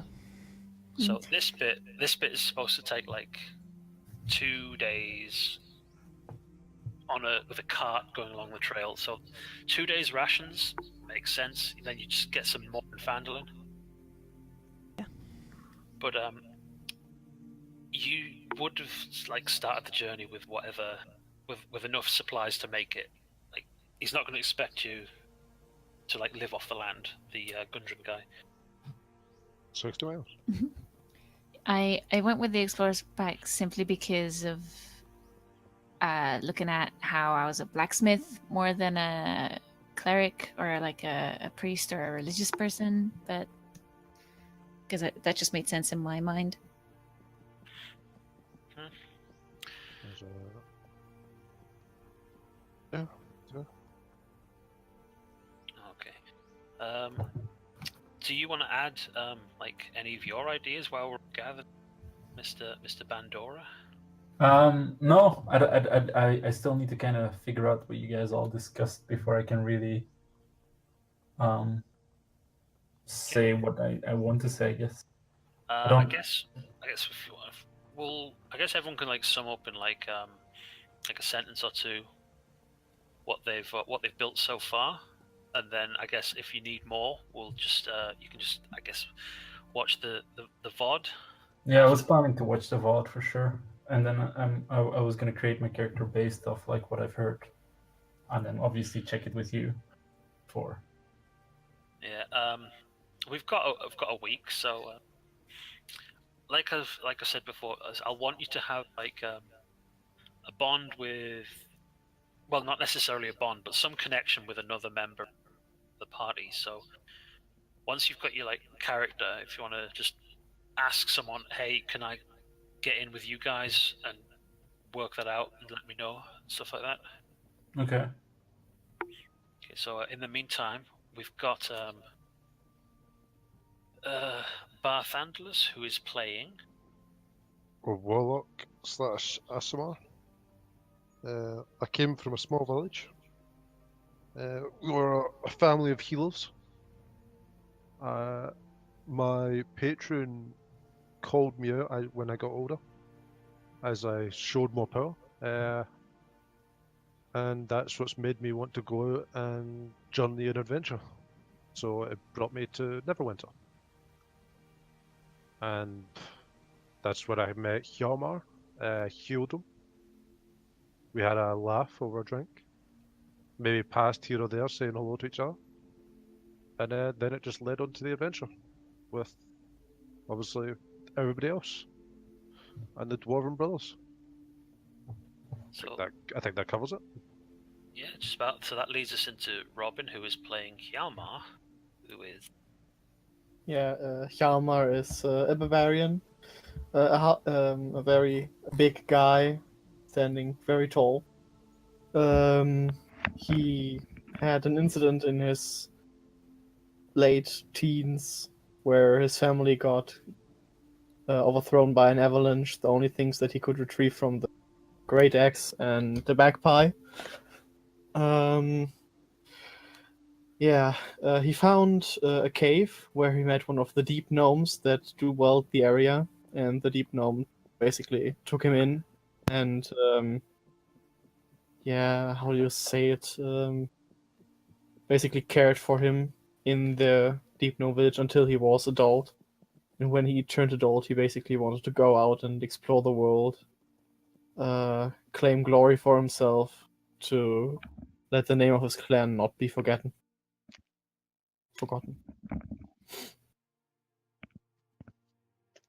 Yeah, and in the town, we met our SMR, Timar. Tamar. Yeah, he was mugged at knife point, and the knife point pierced him. So yeah, but he has no hard feelings about being mugged. He is very existential in his beliefs. I prefer Hjalmar a lot more over Karl Marx that you started with. Yeah, me too. So on the other side, we've got Lena. Tessely Ironheart, she's a dwarf cleric of the Forge, worshipping Hephaestus. And she's a blacksmith originally. She sets out with her very good friend Pan, because they want to open their own blacksmithing shop, and they honestly they need the moolah, so they're going out to see if they can get the money and maybe make some friends on the journey. So that's Ellie, who is playing as Pan, and Pan is... She's like a gnome paladin of Aphrodite. She's kind of easygoing most of the time. She can be a bit easy to anger, however, but usually she's kind of just along for the ride, maybe a little lackadaisical, however. Fair enough. So that's everyone we've got so far. Does the relationship have to be like a positive one? Not necessarily. Could I have swindled one of them and then like accidentally end up in the party as well and like have a sort of an awkward, laughable beginning? Not in like soul. Well, Haha, I robbed you. yeah, like, kind of in like, you know. You remember the dagger Do you in your remember- ribs? That was You me. can have I guess you could have like a More like- semi-antagonistic one, but like More like in a I won in a game of cards, but I like by the end when like I left, they clearly knew I was cheating. Something like that. Would that be okay? as long as they're okay with it and neither of you murder each other and have to work together, at least professionally, if not friendly, then yeah, go for whatever you want. No If guarantees. you would have swindled Hjalmar, you would have been professionally murdered.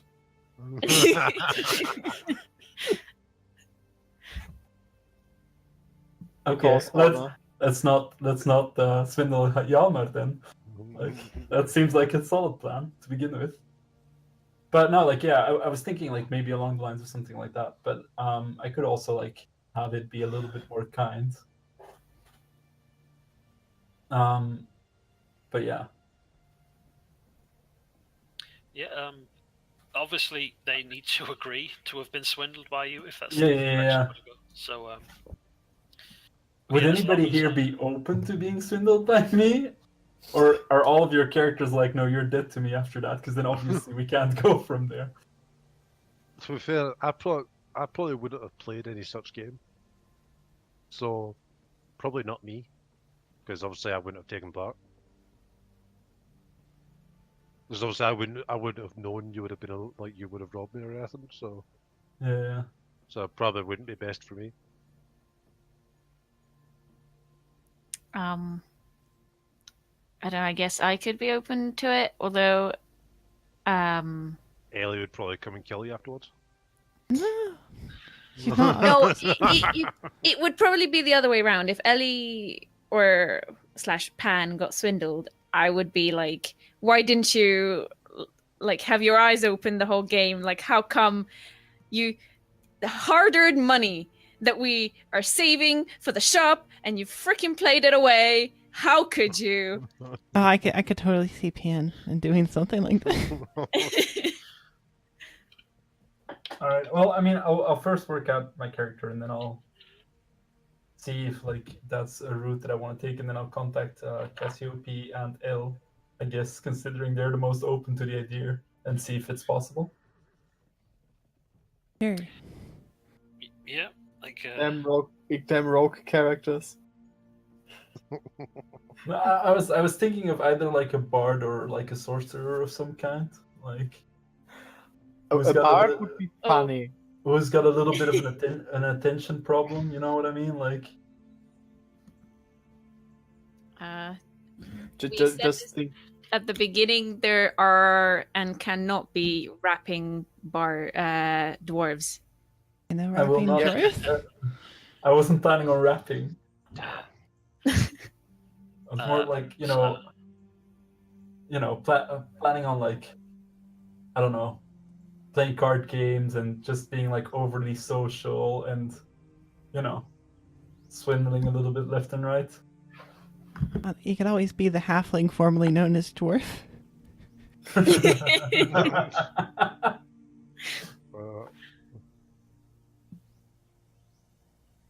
I mean, yeah, like I'm guessing like either I'll play a bard or a sorcerer. At least like that's my initial thought. If you're leaning towards sorcerer, is there a particular because they have to pick their thing at first level, don't they? So Yeah, I think so. I don't have the book on me. I legit just got back from like my dad's birthday thing. I think they're all fine. There's only one of them that I'm a bit on, which I think is probably the Shadow Sorcerer. But if that's what you really want to go with, that'll probably just be okay. I mean, it is in Xanathar, so it's probably not too bad. Yeah, you choose your sorcerer's origin. Divine Soul, Draconic Bloodline, Shadow Magic, Storm Sorcery, and Wild Magic. Wild magic is always a nice way to go. Ellie can tell you about a sorcerer she had that was a wild magic sorcerer. That was a fun game. I was expecting her to kill herself, but that never happened. Someone killed her instead. I always remember that one time I had a level 3 sorcerer and he cast Fireball right on himself with wild magic. That's always fun. That was remarkable because I very much liked the idea of the character, but we had no means of getting him back. Just so you know, Zil, I'm assuming most of what my character has is like on the cart, and then anything else she's carrying, because I am loading up on equipment right now. Okay. The list is long enough to take up the whole screen. Yeah, I was legit wondering what you were doing, Oh my considering goodness. I have the stream open at the same time on my second screen. Actually, on my first screen. It's just like adding things while we're talking, and I'm like, how did she come to all of this? That's quite the collection. It's a good job you've got an extra cart and mule. Are we doing Exactly. weight though? Like, are we taking into account actual weight of things? Yeah, no. Like, I mean, if you buy like As long as you're not 10,000 trying to rations, carry an anvil. yeah. As long as you're not carrying the horse, but the horse is carrying you, you're fine. I can actually take a ladder with us. I'm happy. Damn. Almost 200 weight. Oh, don't worry. Don't worry. Most of it is on the cart. Oh, that reminds me. Since you're a gnome and you're small, if you want to like half the weight of your chainmail, but that means no one else can like take it off you and wear it unless they're also small.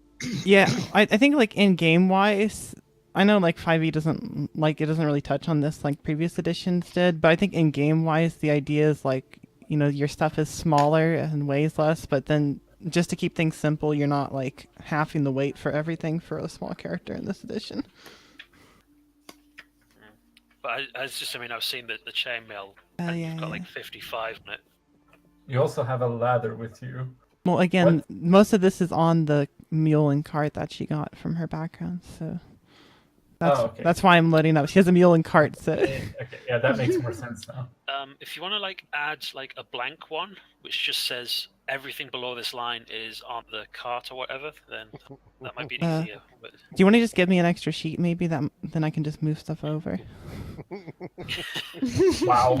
Okay. Why not? Like, you could give her a note about like. No, it needs to be a sheet so you can drag from the compendium. Oh, okay. Yeah, that makes more sense. Also, I had a stupid question. Well, also I can set it up for the weight that a mule can carry too, so then I can calculate that as well. Okay, so you have a mule called Bugonki Louie. Call it Bessie. You can rename it. Right, so what is this stupid question? Well, it's not really a stupid question. It's more like I actually have the Mines of Phandelver module on Roll20. All right. I don't know if you want to like use that, considering I saw you have like a drawn map, which is looking great, but everything's already kind of in the module, and I don't know if that might be easier for you to use. I've already got like a million billion maps that Steven's just dumped on me, and I haven't gone through yet. But I also have them as like PNG files somewhere on my computer floating about. So once I've cleared some space, I can put them on myself as well. But Cool. thanks for the offer anyway. But have you played that before or read through it? I've legit only done the first half of it, but I'm gonna play like my character's gonna play in a way that I don't know anything anyway.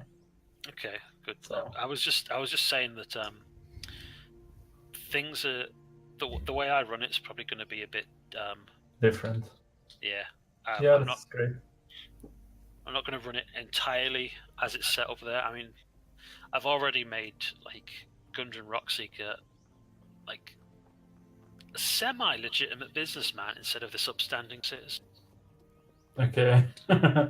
I walk into the room. I go to the fireplace. The third brick on the left, 3 from the top. I pull it out. Is there a key behind it?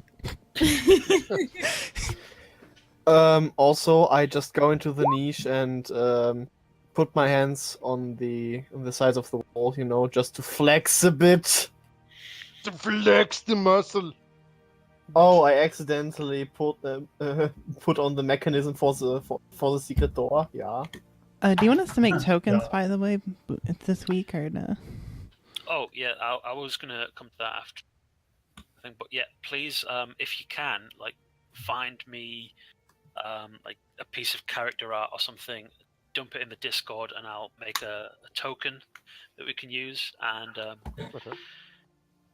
I always think it also just helps to be able to just look at something and instantly remember, oh yeah, that's my friend Pan or Yeah. Timar or whatever. Are we also gonna change our names in the game to our screen names in the game to like our character names, so it's easier to? In Roll20, there's a function at the bottom of the chat window, so you can just change and you can type in there as your character, and you can easily use that. Otherwise, I would ask that you don't fiddle with your Roll20 name too much, because like I might hand you like handouts that are specific to you or give you extra sheets like Ellie's Mule, and it's just a lot easier to give you control of them by just like splatting in your like name instead of going through the whole list. So wait, will we send the picture to you or just put it in the Discord? Unless you want to keep what you look like secret, then just put it in the Discord.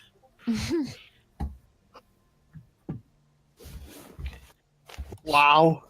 Well, the thing that I think you asked about just before we started, and I finally remember I'm going to talk about just for a little bit, is so at the moment, like I've wanted to get back into DMing for a while, because I used to do it quite a lot in the like open table West Marches that me and Ellie used to be in, and that was run by Stephen. But since then, I haven't really done much of it, and I want to do it again. But I've not felt all that confident about running a full campaign. So I thought I'll just get a pre-made module. I'll run that for a bunch of people, see how that goes first. So this is what that is. The time it takes to do this module, I've looked online, varies quite a bit, between like 20 hours and 120 hours. So my estimate that it'll take about 8 sessions of approximately 3 to 3.5 hours is a very, very loose guess. That reminds me, is Tuesdays is also Christmas Day. That we're not going to play on Christmas Day no matter what, so don't worry about that. Oh yeah, it is, isn't it? Yeah. So, but when we finish this adventure, like we'll get together again and we'll say like, how did that go? Did everyone have a good time? Does everyone want to change doing different things? And then, like, I've got a couple of ideas for full campaigns, based on like various different ways, like maybe a bit of an intrigue or maybe an exploration one.